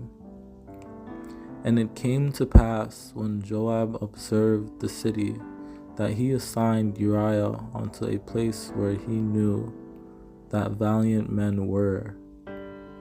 And he wrote in the letter, saying, Set ye Uriah in the forefront of the hottest battle, and retire ye from him, that he may be smitten and die. And it came to pass in the morning that David wrote a letter to Joab, and sent it by the hand of Uriah. And when David had called him, he did eat and drink before him, and he made him drunk. And at even he went out to lie on his bed with the servants of his Lord, but went not down to his house. And David said to Uriah, Tarry here today also, and tomorrow I will let thee depart. So Uriah abode in Jerusalem that day and the morrow. And Uriah said unto David, The ark and Israel and Judah abide in tents, and my lord Joab and the servants of my lord are encamped in the open fields. Shall I then go into mine house to eat and to drink, and to lie with my wife? As thou livest, and as thy soul liveth, I will not do this thing. And when they had told David, saying, Uriah went not down unto his house, David said unto Uriah, Camest thou not from thy journey? Why then didst thou not go down unto thine house? But Uriah slept at the door of the king's house, with all the servants of his lord, and went not down to his house. And David said to Uriah, Go down to thy house, and wash thy feet. And Uriah departed out of the king's house, and there followed him a mess of meat from the king. And when Uriah was come unto him, David demanded of him how Joab did, and how the people did, and how the war prospered. And David sent to Joab, saying, Send me Uriah the Hittite. And Joab sent Uriah to David. And the woman conceived, and sent and told David, and said, I am with child. And David sent messengers, and took her, And she came in unto him, and he lay with her, for she was purified from her uncleanness. And she returned unto her house. And David sent and inquired after the woman. And one said, Is not this but Bathsheba, the daughter of Eliam, the wife of Uriah the Hittite? And it came to pass, and even in Gittide, that David arose from his bed and walked upon the roof of the king's house. And from the roof he saw a woman washing herself, and the woman was very beautiful to look upon. And it came to pass, after the year was expired, at the time when kings go forth to battle, that David sent Joab and his servants with him, and all Israel, and they destroyed the children of Ammon, and besieged Rabbah. But David tarried still at Jerusalem. And when all the kings that were servants to Hadadezar saw that they were smitten before Israel, they made peace with Israel and served them. So the Syrians feared to help the children of Ammon any more. And the Syrians fled before Israel. And David slew the men of 700 chariots of the Syrians, and 40,000 horsemen, and smote Shobach, the captain of their host, who died there. And when it was told David, he gathered all Israel together and passed over Jordan, and came to Helam. And the Syrians set themselves in array against David, and fought with him. And Hadadezar sent and brought out the Syrians that were beyond the river, and they came to Helam, and Shobach, the captain of the host of Hadadezer, went before them. And when the Syrians saw that they were smitten before Israel, they gathered themselves together. And when the children of Ammon saw that the Syrians were fled, then fled they also before Abishai, and entered into the city. So Joab returned from the children of Ammon, and came to Jerusalem. And Joab drew nigh, and the people that were with him, unto the battle against the Syrians, and they fled before him. Be of good courage, and let us play the men for our people, and for the cities of our God, and the Lord do that which seemeth him good. And he said, If the Syrians be too strong for me, then thou shalt help me. But if the children of Ammon be too strong for thee, then I will come and help thee. And the rest of the people he delivered into the hand of Abishai his brother, that he might put them in array against the children of Ammon. When Joab saw that the front of the battle was against him, before and behind, he chose of all the choice men of Israel, and put them in array against the Syrians. And the children of Ammon came out, and put the battle in array at the entering in of the gate. And the Syrians of Zobah, and of Rehob, and Ishtub, and Makkah were by themselves in the field. And when David heard of it, he sent Joab and all the hosts of the mighty men. And when the children of Ammon saw that they stank before David, the children of Ammon sent and hired the Syrians of Beth Rehob, and the Syrians of Zobah 20,000 footmen, and of King Makkah 1,000 men, and of Ishtub 12,000 men.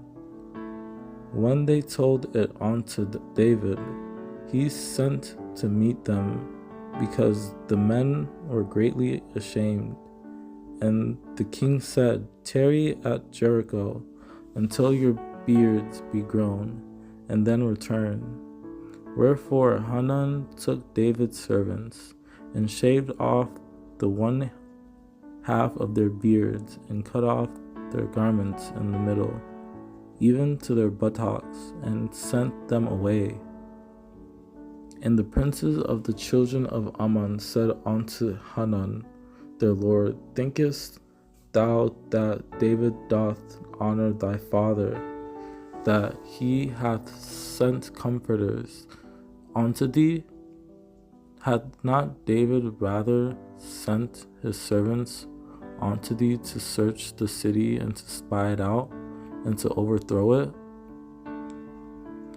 Then said David, "I will shew kindness unto Hanun the son of Nahash, as his father shewed kindness unto me." And David sent to comfort him by the hand of his servants for his father. And David's servants came into the land of the children of Ammon. And it came to pass after this, that the king of the children of Ammon died, and Hanun his son reigned in his stead.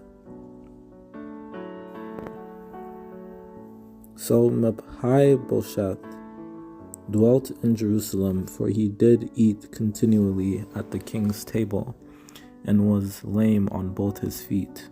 And Mephibosheth had a young son, whose name was Micah. And all that dwelt in the house of Ziba were servants unto Mephibosheth. Then said Ziba unto the king, "According to all that my lord the king hath commanded his servant, so shall thy servant do." As for Mephibosheth, said the king, "He shall eat at my table as one of the king's sons." Thou therefore and thy sons and thy servants shall till the land for him, and thou shalt bring in the fruits, that thy master's son may have food to eat. But Mephibosheth, thy master's son, shall eat bread alway at my table. Now Ziba had 15 sons and 20 servants. Then the king called to Ziba, Saul's servant, and said unto him, "I have given unto thy master's son all that pertained to Saul, and to all his house." And he bowed himself, and said, "What is thy servant, that thou shouldest look upon such a dead dog as I am?" And David said unto him, "Fear not, for I will surely shew thee kindness for Jonathan thy father's sake, and will restore thee all the land of Saul thy father, and thou shalt eat bread at my table continually."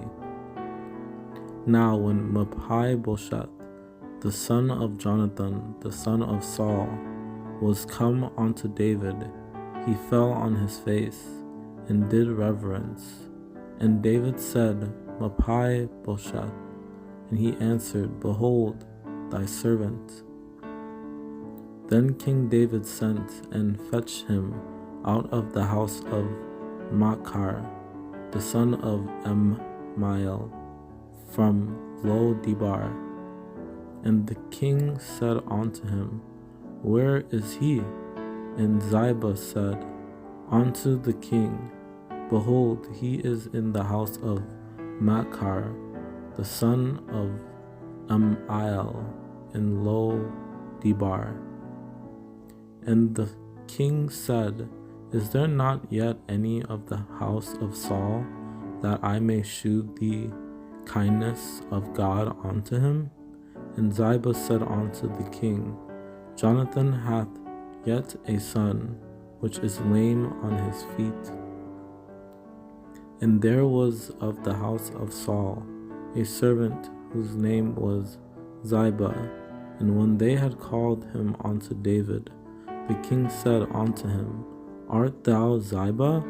And he said, Thy servant is he. And David said, Is there yet any that is left of the house of Saul, that I may shew him kindness for Jonathan's sake? And Benaiah the son of Jehoiada was over both the Cherethites and the Pelethites, and David's son were chief rulers. And Zadok the son of Ahitub and Ahimelech the son of Abiathar were the priests, and Seraiah was the scribe. And Joab the son of Zeruiah was over the host, and Jehoshaphat the son of Ahilud was recorder. And David reigned over all Israel, and David executed judgment and justice unto all his people. And he put garrisons in Edom, throughout all Edom, but put he garrisons, and all they of Edom became David's servants. And the Lord preserved David whithersoever he went. And David gat him a name when he returned from smiting of the Syrians in the valley of Salt, being 18,000 men of Syria and of Moab, and of the children of Ammon, and of the Philistines, and of Amalek, and of the spoil of Hadadezer, son of Rehob, king of Zobah, which also King David did dedicate unto the Lord, with the silver and gold that he had dedicated of all nations which he subdued. Then Toi sent Joram his son unto King David to salute him and to bless him, because he had fought against Hadadezer and smitten him. For Hadadezer had wars with Toi, and Joram brought with him vessels of silver, and vessels of gold, and vessels of brass. When Toi king of Hamath heard that David had smitten all the hosts of Hadadezer, and from Betah, and from Berothai, cities of Hadadezer, King David took exceeding much brass. And David took the shields of gold that were on the servants of Hadadezer, and brought them to Jerusalem. Then David put garrisons in Syria of Damascus, and the Syrians became servants to David, and brought gifts, and the Lord preserved David whithersoever he went. And when the Syrians of Damascus came to succor Hadadezer king of Zobah, David slew of the Syrians 22,000 men. And David took from him 1,000 chariots, and 700 horsemen, and 20,000 footmen. And David hoed all the chariot horses, but reserved of them for 100 chariots. David smote also Hadadezer, the son of Rehob, king of Zobah, as he went to recover his border at the river Euphrates.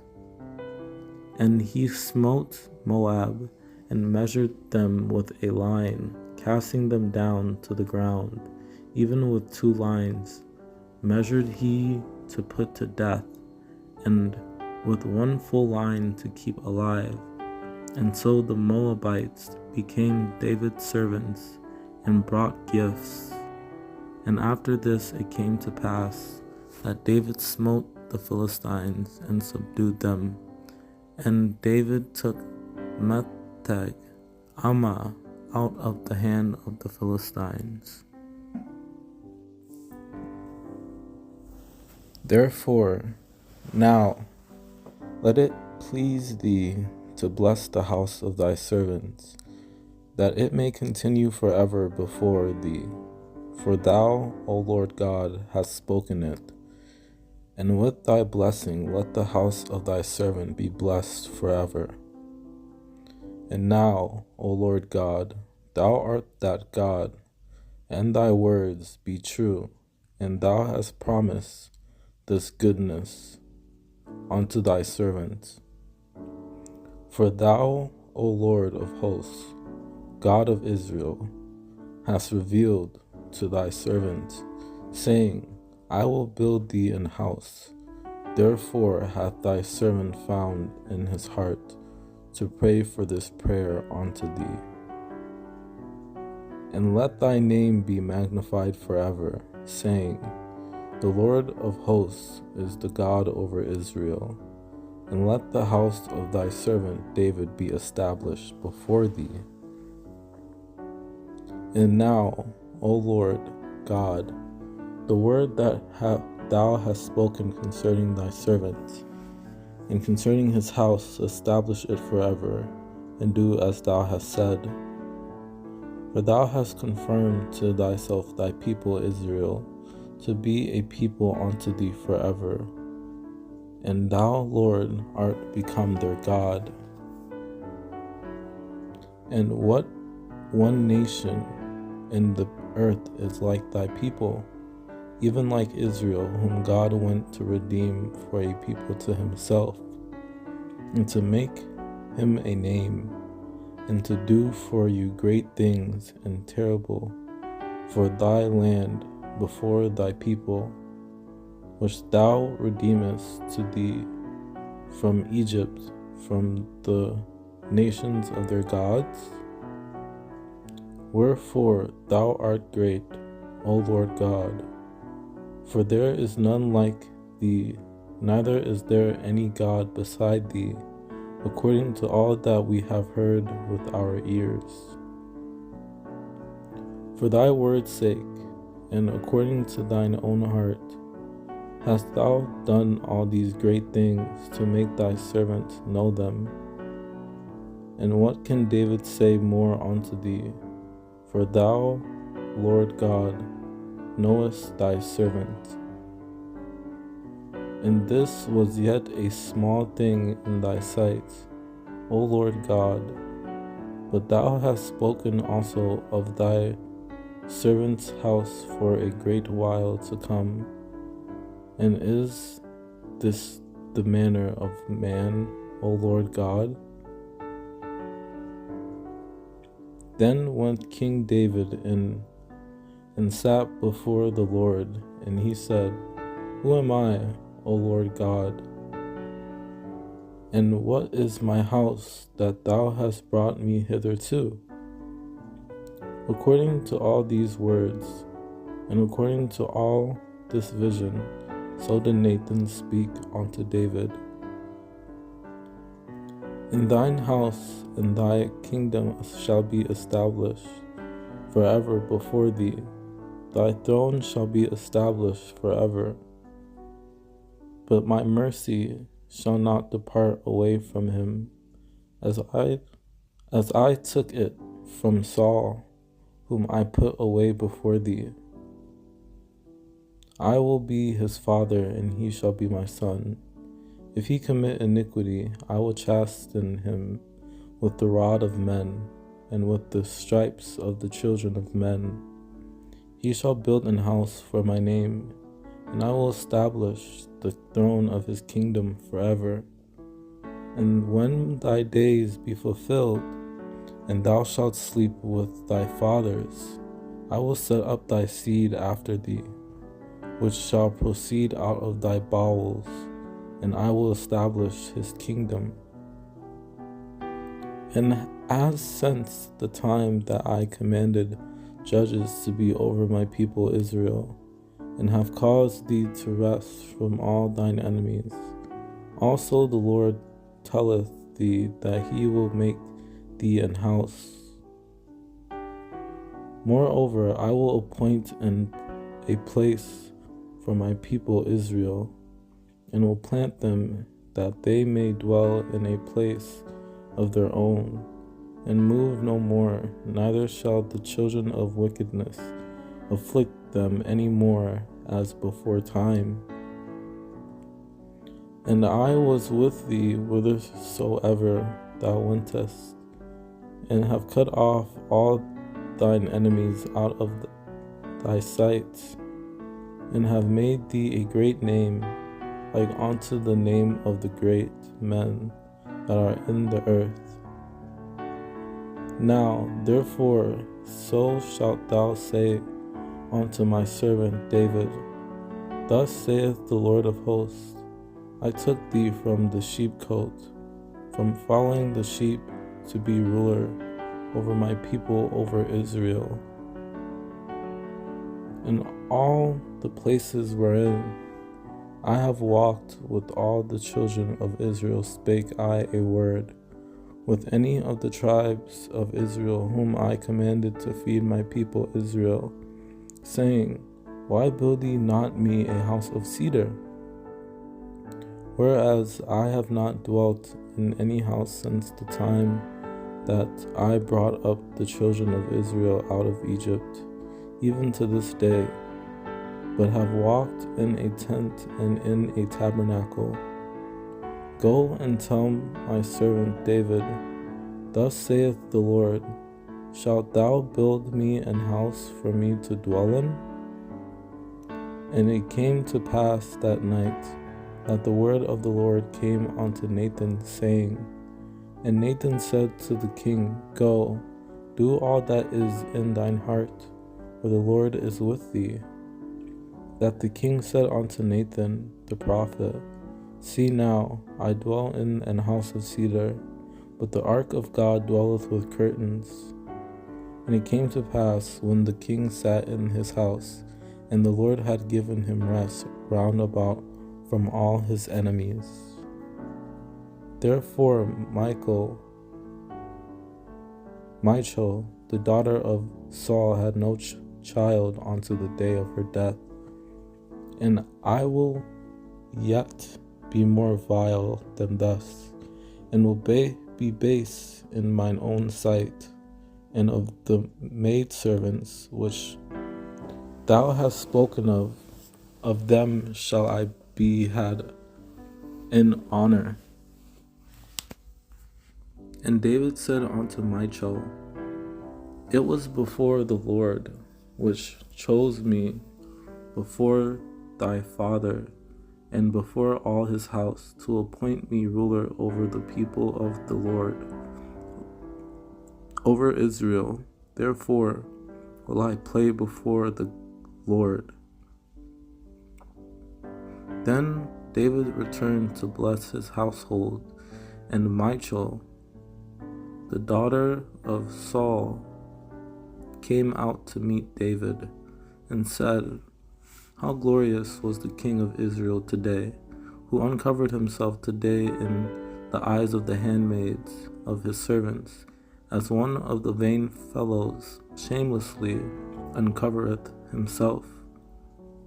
And he dealt among all the people, even among the whole multitude of Israel, as well to the women as men, to every one a cake of bread, and a good piece of flesh, and a flagon of wine. So all the people departed every one to his house. As soon as David had made an end of offering burnt offerings and peace offerings, he blessed the people in the name of the Lord of hosts. And they brought in the ark of the Lord, and set it in his place, in the midst of the tabernacle that David had pitched for it. And David offered burnt offerings and peace offerings before the Lord. And as the ark of the Lord came into the city of David, Michal, Saul's daughter, looked through a window, and saw King David leaping and dancing before the Lord, and she despised him in her heart. So David and all the house of Israel brought up the ark of the Lord with shouting and with the sound of the trumpet, And David danced before the Lord with all his might. And David was girded with a linen ephod.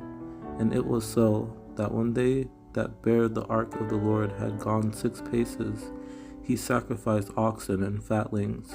And it was told King David, saying, The Lord hath blessed the house of Obed-Edom, and all that pertaineth unto him, because of the ark of God.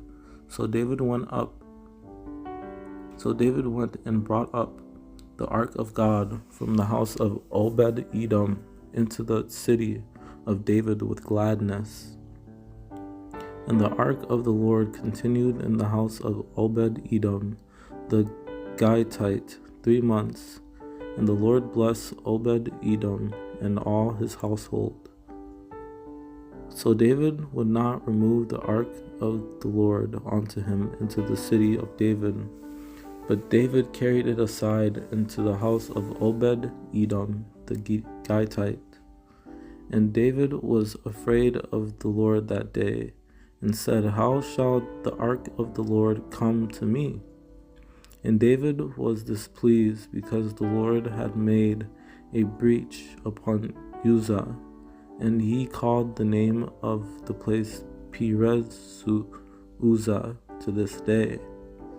And the anger of the Lord was kindled against Uzzah, and God smote him there for his error, and there he died by the ark of God. And when they came to Nachon's threshing floor, Uzzah put forth his hand to the ark of God and took hold of it, for the oxen shook it. And David and all the house of Israel played before the Lord on all manner of instruments made of fir wood, even on harps, and on psalteries, and on timbrels, and on cornets, and on cymbals. And they brought it out of the house of Abinadab, which was at Gibeah, accompanying the ark of God. And Ahio went before the ark. And they set the ark of God upon a new cart, and brought it out of the house of Abinadab that was in Gibeah. And Uzzah and Ahio, the sons of Abinadab, drave the new cart. And David arose and went with all the people that were with him from Baali of Judah, to bring up from thence the ark of God, whose name is called by the name of the Lord of hosts, that dwelleth between the cherubims. Again David gathered together all the chosen men of Israel, 30,000.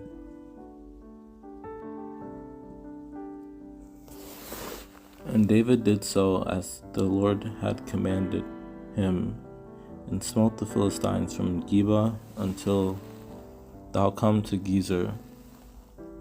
And let it be, when thou hearest the sound of a going in the tops of the mulberry trees, that then thou shalt bestir thyself, for then shall the Lord go out before thee to smite the host of the Philistines. And when David inquired of the Lord, he said, Thou shalt not go up, but fetch a compass behind them, and come upon them over against the mulberry trees. And the Philistines came up yet again, and spread themselves in the valley of Rephaim. And there they left their images, and David and his men burned them.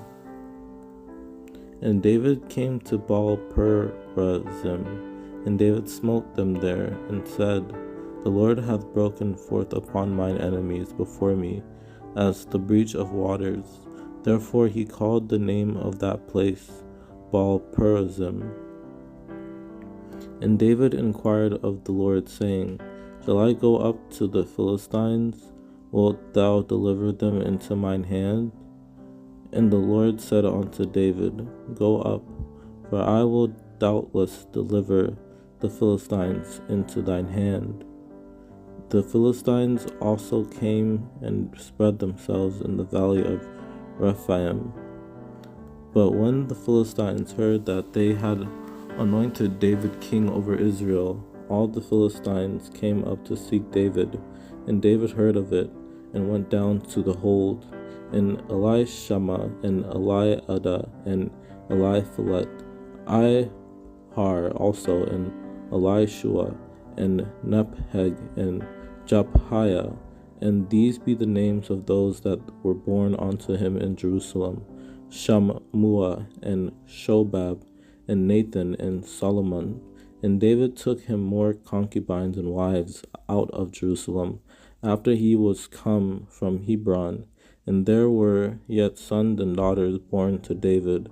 And David perceived that the Lord had established him king over Israel, and that he had exalted his kingdom for his people Israel's sake. And Hiram, king of Tyre, sent messengers to David, and cedar trees, and carpenters, and masons, and they built David an house. And David went on and grew great, and the Lord God of hosts was with him. So David dwelt in the fort, and called it the city of David. And David built round about from Milo and inward. And David said on that day, Whosoever getteth up to the gutter, and smiteth the Jebusites, and the lame, and the blind, that are hated of David's soul, he shall be chief and captain. Wherefore they said, The blind and the lame shall not come into the house. Nevertheless, David took the stronghold of Zion, the same is the city of David. And the king and his men went to Jerusalem unto the Jebusites, the inhabitants of the land, which spake unto David, saying, Except thou take away the blind and the lame, thou shalt not come in hither, thinking David cannot come in hither.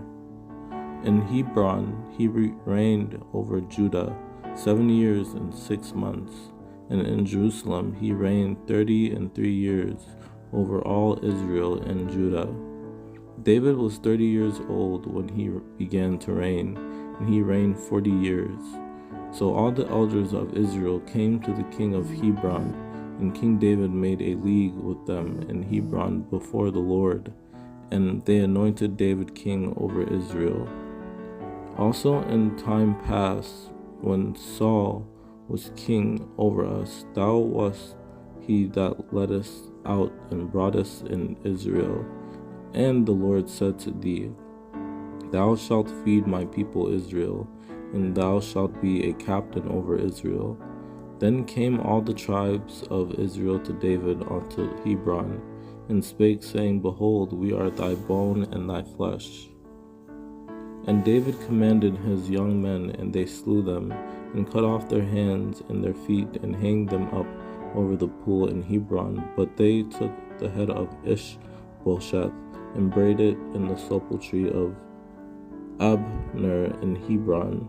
How much more, when wicked men have slain a righteous person in his own house upon his bed? Shall I not therefore now require his blood of your hand, and take you away from the earth? When one told me, saying, Behold, Saul is dead, thinking to have brought good tidings, I took hold of him, and slew him in Ziklag, who thought that I would have given him a reward for his tidings. And David answered Rechab and Baanah his brother, the sons of Rimmon the Beerothite, and said unto them, As the Lord liveth, who hath redeemed my soul out of all adversity. And they brought the head of Ishbosheth unto David to Hebron, and said to the king, Behold, the head of Ishbosheth, the son of Saul thine enemy, which sought thy life, and the Lord hath avenged my soul, my lord, the king of this day of Saul, and of his seed. For when they came into the house, he lay on his bed in his bedchamber, and they smote him and slew him, and beheaded him, and took his head and gat them away through the plain all night. And they came thither into the midst of the house, as though they would have fetched wheat, and they smote him under the 5th rib, and Rechab and Baanah his brother escaped. And the sons of Rimmon the Beerothite, Rechab and Baanah, went and came about the heat of the day to the house of Ishbosheth, who lay on a bed at noon. And Jonathan, Saul's son, had a son that was lame of his feet. He was 5 years old when the tidings came of Saul. And Jonathan out of Jezreel, and his nurse took him up and fled. And it came to pass, as she made haste to flee, that he fell and became lame, and his name was Mephibosheth. And the Beerothites fled to Gittaim, and were sojourners there until this day. And Saul's son and 2 men that were captains of bands, the name of the one was Baanah, and the name of the other Rechab, the sons of Rimmon, a Beerothite, of the children of Benjamin, for Beeroth was reckoned to Benjamin. And when Saul's son heard that Abner was dead in Hebron, his hands were feeble, and all the Israelites were troubled. And I am this day weak, though anointed king, and these men, the sons of Zeruiah, be too hard for me. The Lord shall reward the doer of evil according to his wickedness. And the king said unto his servants, Know ye not that there is a prince and a great man fallen this day in Israel?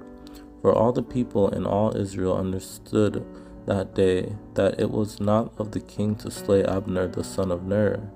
And all the people took notice of it, and it pleased them, as whatsoever the king did please all the people.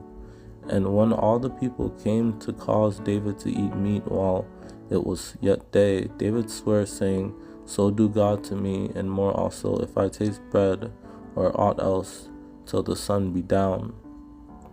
Thy hands were not bound, nor thy feet put into fetters.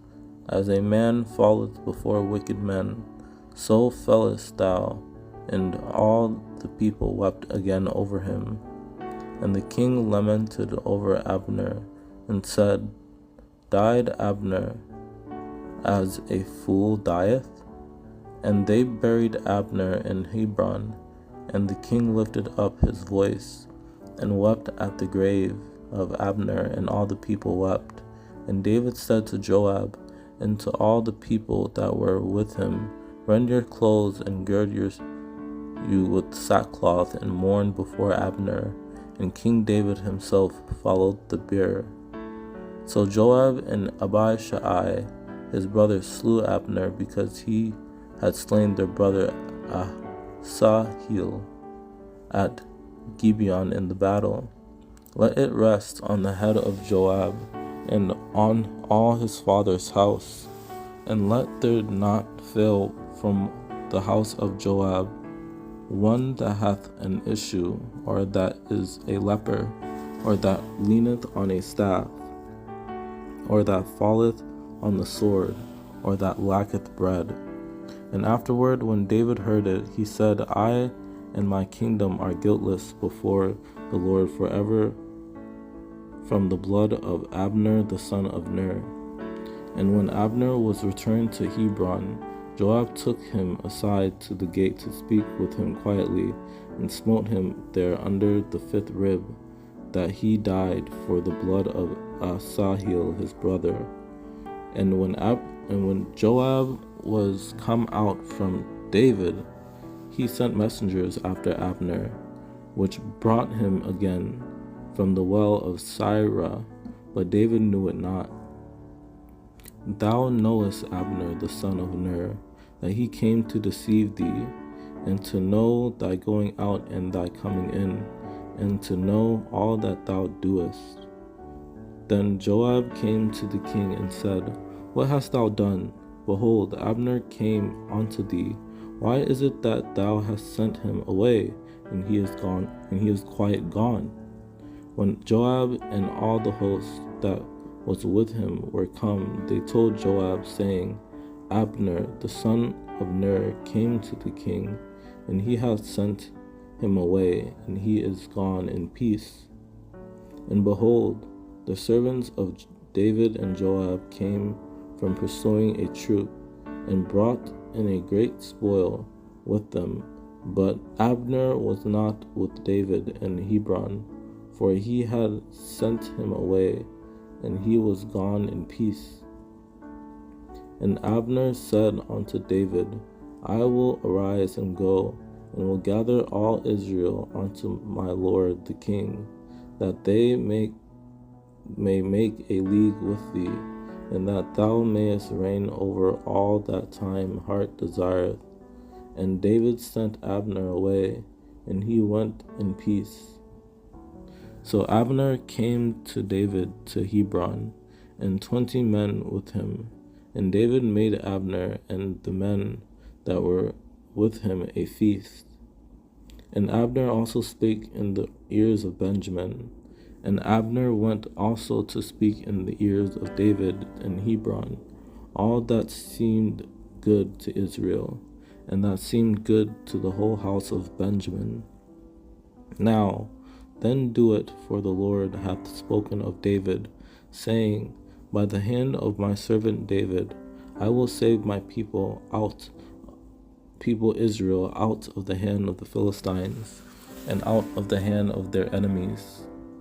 And Abner had communication with the elders of Israel, saying, Ye sought for David in times past to be king over you.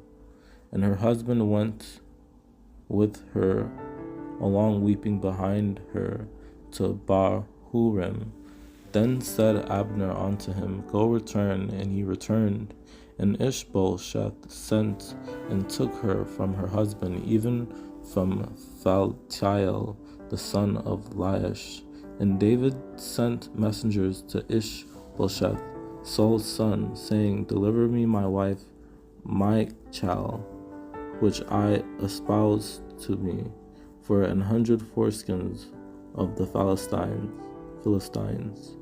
And he said, Well, I will make a league with thee, but one thing I require of thee, that is, thou shalt not see my face, except thou first bring Michal, Saul's daughter, when thou comest to see my face. And Abner sent messengers to David on his behalf, saying, Whose is the land? Saying also, Make thy league with me, and behold, my hand shall be with thee, to bring about all Israel unto thee. And he could not answer Abner a word again, because he feared him, to translate the kingdom from the house of Saul, and to set up the throne of David over Israel, and over Judah, from Dan even to Beersheba. So do God to Abner and more also, except as the Lord hath sworn to David, even so I do to him. Then was Abner very wroth for the words of Ishbosheth, and said, Am I a dog's head, which against Judah do shew kindness this day unto the house of Saul thy father, to his brethren and to his friends, and have not delivered thee into the hand of David, that thou chargest me today with a fault concerning this woman? And Saul had a concubine whose name was Rizpah, the daughter of Ahiah.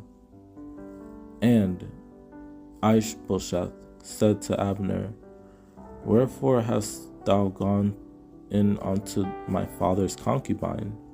And it came to pass, while there was war between the house of Saul and the house of David, that Abner made himself strong for the house of Saul. And the 6th Ithream by Eglah, David's wife. These were born to David in Hebron. And the 4th Adonijah, the son of Haggith. And the 5th Shephatiah, the son of Abital. And the 2nd Chileab of Abigail, the wife of Nabal the Carmelite. And the 3rd Absalom, the son of Maacah, the daughter of Talmai, king of Geshur. And unto David were sons born in Hebron, and his firstborn was Amnon of Ahinoam the Jezreelites.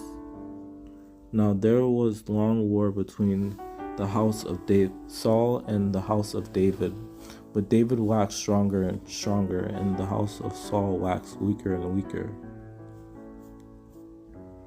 And they took up Asahel and buried him in the sepulchre of his father, which was in Bethlehem. And Joab and his men went all night, and they came to Hebron at break of day. But the servants of David had smitten of Benjamin and of Abner's men, so that 360 men died. And Joab returned from following Abner, and when he had gathered all the people together, there lacked of David's servants 19 men, and Asahel. And Abner and his men walked all that night through the plain, and passed over Jordan, and went through all Bethhoron.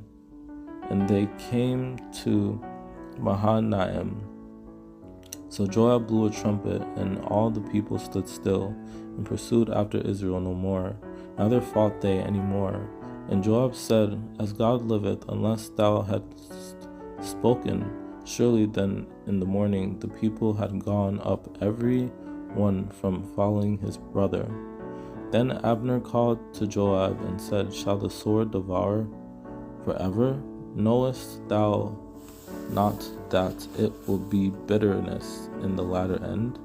How long shall it be then, ere thou bid the people return from following their brethren?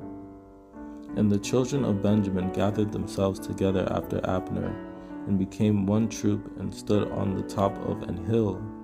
Joab also and Abishai pursued after Abner, and the sun went down when they were come to the hill of Ammah, that lieth before Giah, by the way of the wilderness of Gibeon. Howbeit he refused to turn aside, wherefore Abner with the hinder end of the spear smote him under the 5th rib, that the spear came out behind him, and he fell down there and died in the same place. And it came to pass that as many as came to the place where Asahel fell down and died stood still. And Abner said again to Asahel, Turn thee aside from following me. Wherefore should I smite thee to the ground? How then should I hold up my face to Joab thy brother? And Abner said to him, Turn thee aside to thy right hand, or to thy left, and lay thee hold on one of the young men, and take thee his armor. But Asahel would not turn aside from following of him. Then Abner looked behind him, and said, Art thou Asahel? And he answered, I am. And Asahel pursued after Abner, and in going he turned not to the right hand nor to the left from following Abner. And there were 3 sons of Zeruiah there, Joab and Abishai and Asahel, and Asahel was as light on a foot as a wild roe. And there was a very sore battle that day, and Abner was beaten, and the men of Israel before the servants of David. And they caught every one his fellow by the head, and thrust his sword in his fellow's side, so they fell down together. Wherefore that place was called Helkath Hazruim, which is in Gibeon. Then there arose and went over by number 12 of Benjamin, which pertained to Ishbosheth the son of Saul, and 12 of the servants of David. And Abner said to Joab, Let the young men now arise and play before us. And Joab said, Let them arise. And Joab the son of Zeruiah and the servants of David went out and met together by the pool of Gibeon, and they sat down, the one on the one side of the pool, and the other on the other side of the pool. And Abner the son of Ner and the servants of Ishbosheth the son of Saul went out from Mahanaim to Gibeon. And the time that David was king in Hebron over the house of Judah was 7 years and 6 months. Ishbosheth, Saul's son, was 40 years old when he began to reign over Israel, and reigned 2 years. But the house of Judah followed David, and made him king over Gilead, and over the Ashurites, and over Jezreel, and over Ephraim, and over Benjamin, and over all Israel. But Abner the son of Ner, captain of Saul's host, took Ishbosheth the son of Saul, and brought him over to Mahanaim. Therefore now let your hands be strengthened, and be ye valiant, for your master Saul is dead, and also the house of Judah have anointed me king over them. And now the Lord shew kindness and truth unto you, and I also will requite you this kindness, because ye have done this thing. And David sent messengers unto the men of Jabesh Gilead, and said unto them, Blessed be ye of the Lord, that ye have shewed this kindness unto your Lord, even unto Saul, and have buried him. And the men of Judah came, and there they anointed David king over the house of Judah. And they told David, saying, that the men of Jabesh Gilead were they that buried Saul. And his men that were with him did David bring up, every man with his household, and they dwelt in the cities of Hebron. So David went up thither, and his 2 wives also, Ahinoam the Jezreelites, and Abigail, Nabal's wife, the Carmelite. And it came to pass after this that David inquired of the Lord, saying, Shall I go up into any of the cities of Judah? And the Lord said unto him, Go up. And David said, Whither shall I go up? And he said, Unto Hebron. How are the mighty fallen, and the weapons of war perished? I am distressed for thee, my brother Jonathan. Very pleasant hast thou been unto me. Thy love to me was wonderful, passing the love of woman. How are the mighty fallen in the midst of the battle? O Jonathan, thou wast slain in thine high places. Ye daughters of Israel, weep over Saul, who clothed you in scarlet with other delights, who put on ornaments of gold upon your apparel. Saul and Jonathan were lovely and pleasant in their lives, and in their death they were not divided. They were swifter than eagles, they were stronger than lions. From the blood of the slain, from the fat of the mighty, the bow of Jonathan turned not back, and the sword of Saul returned not empty. Ye mountains of Gilboa, let there be no dew, neither let there be rain upon you, nor fields of offerings. For there the shield of the mighty is vilely cast away, the shield of Saul, as though he had not been anointed with oil. Tell it not in Gath, publish it not in the streets of Ashkelon, lest the daughters of the Philistines rejoice, lest the daughters of the uncircumcised triumph. The beauty of Israel is slain upon the high places. How are the mighty fallen? Also he bade them teach the children of Judah the use of the bow. Behold, it is written in the book of Jasher. And David lamented with this lamentation over Saul and over Jonathan his son. And David said unto him, Thy blood be upon thy head, for thy mouth hath testified against thee, saying, I have slain the Lord's anointed. And David called one of the young men and said, Go near and fall upon him. And he smote him that he died.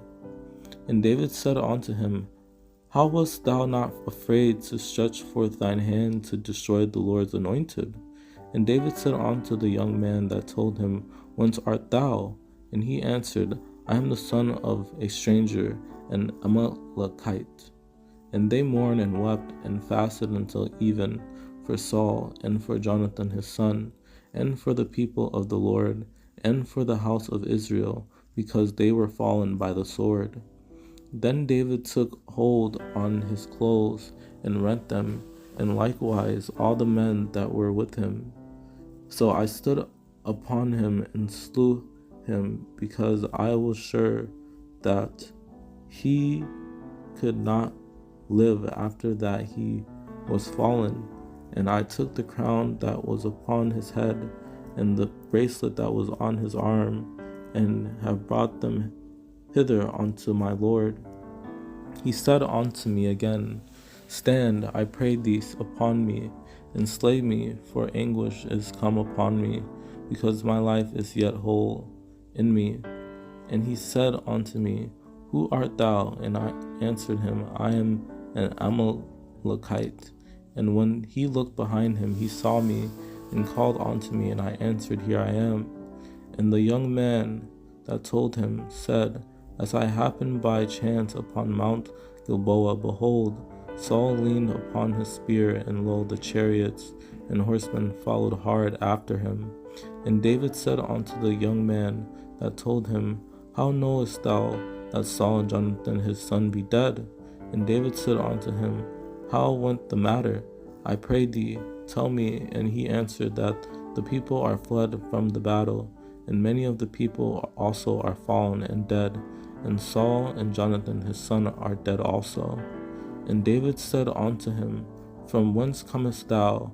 And he said unto him, Out of the camp of Israel am I escaped. It came even to pass on the third day, that behold, a man came out of the camp from Saul with his clothes rent, and earth upon his head. And so it was, when he came to David, that he fell to the earth, and did obeisance.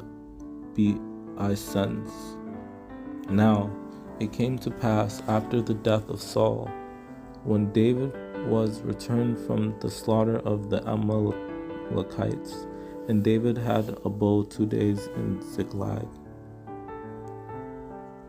This was the reading of 2 Samuel chapter 24, verse 25 to 2 Samuel chapter 1, verse 1. Reading backwards, verse to verse. King James Version. May God bless your souls. Amen. In the name of Yahweh God, in the name of Jesus Christ, YAHWH, in the name of the Holy Spirit RA-WA-CHAA-QA-DA-SHA-KA. Amen.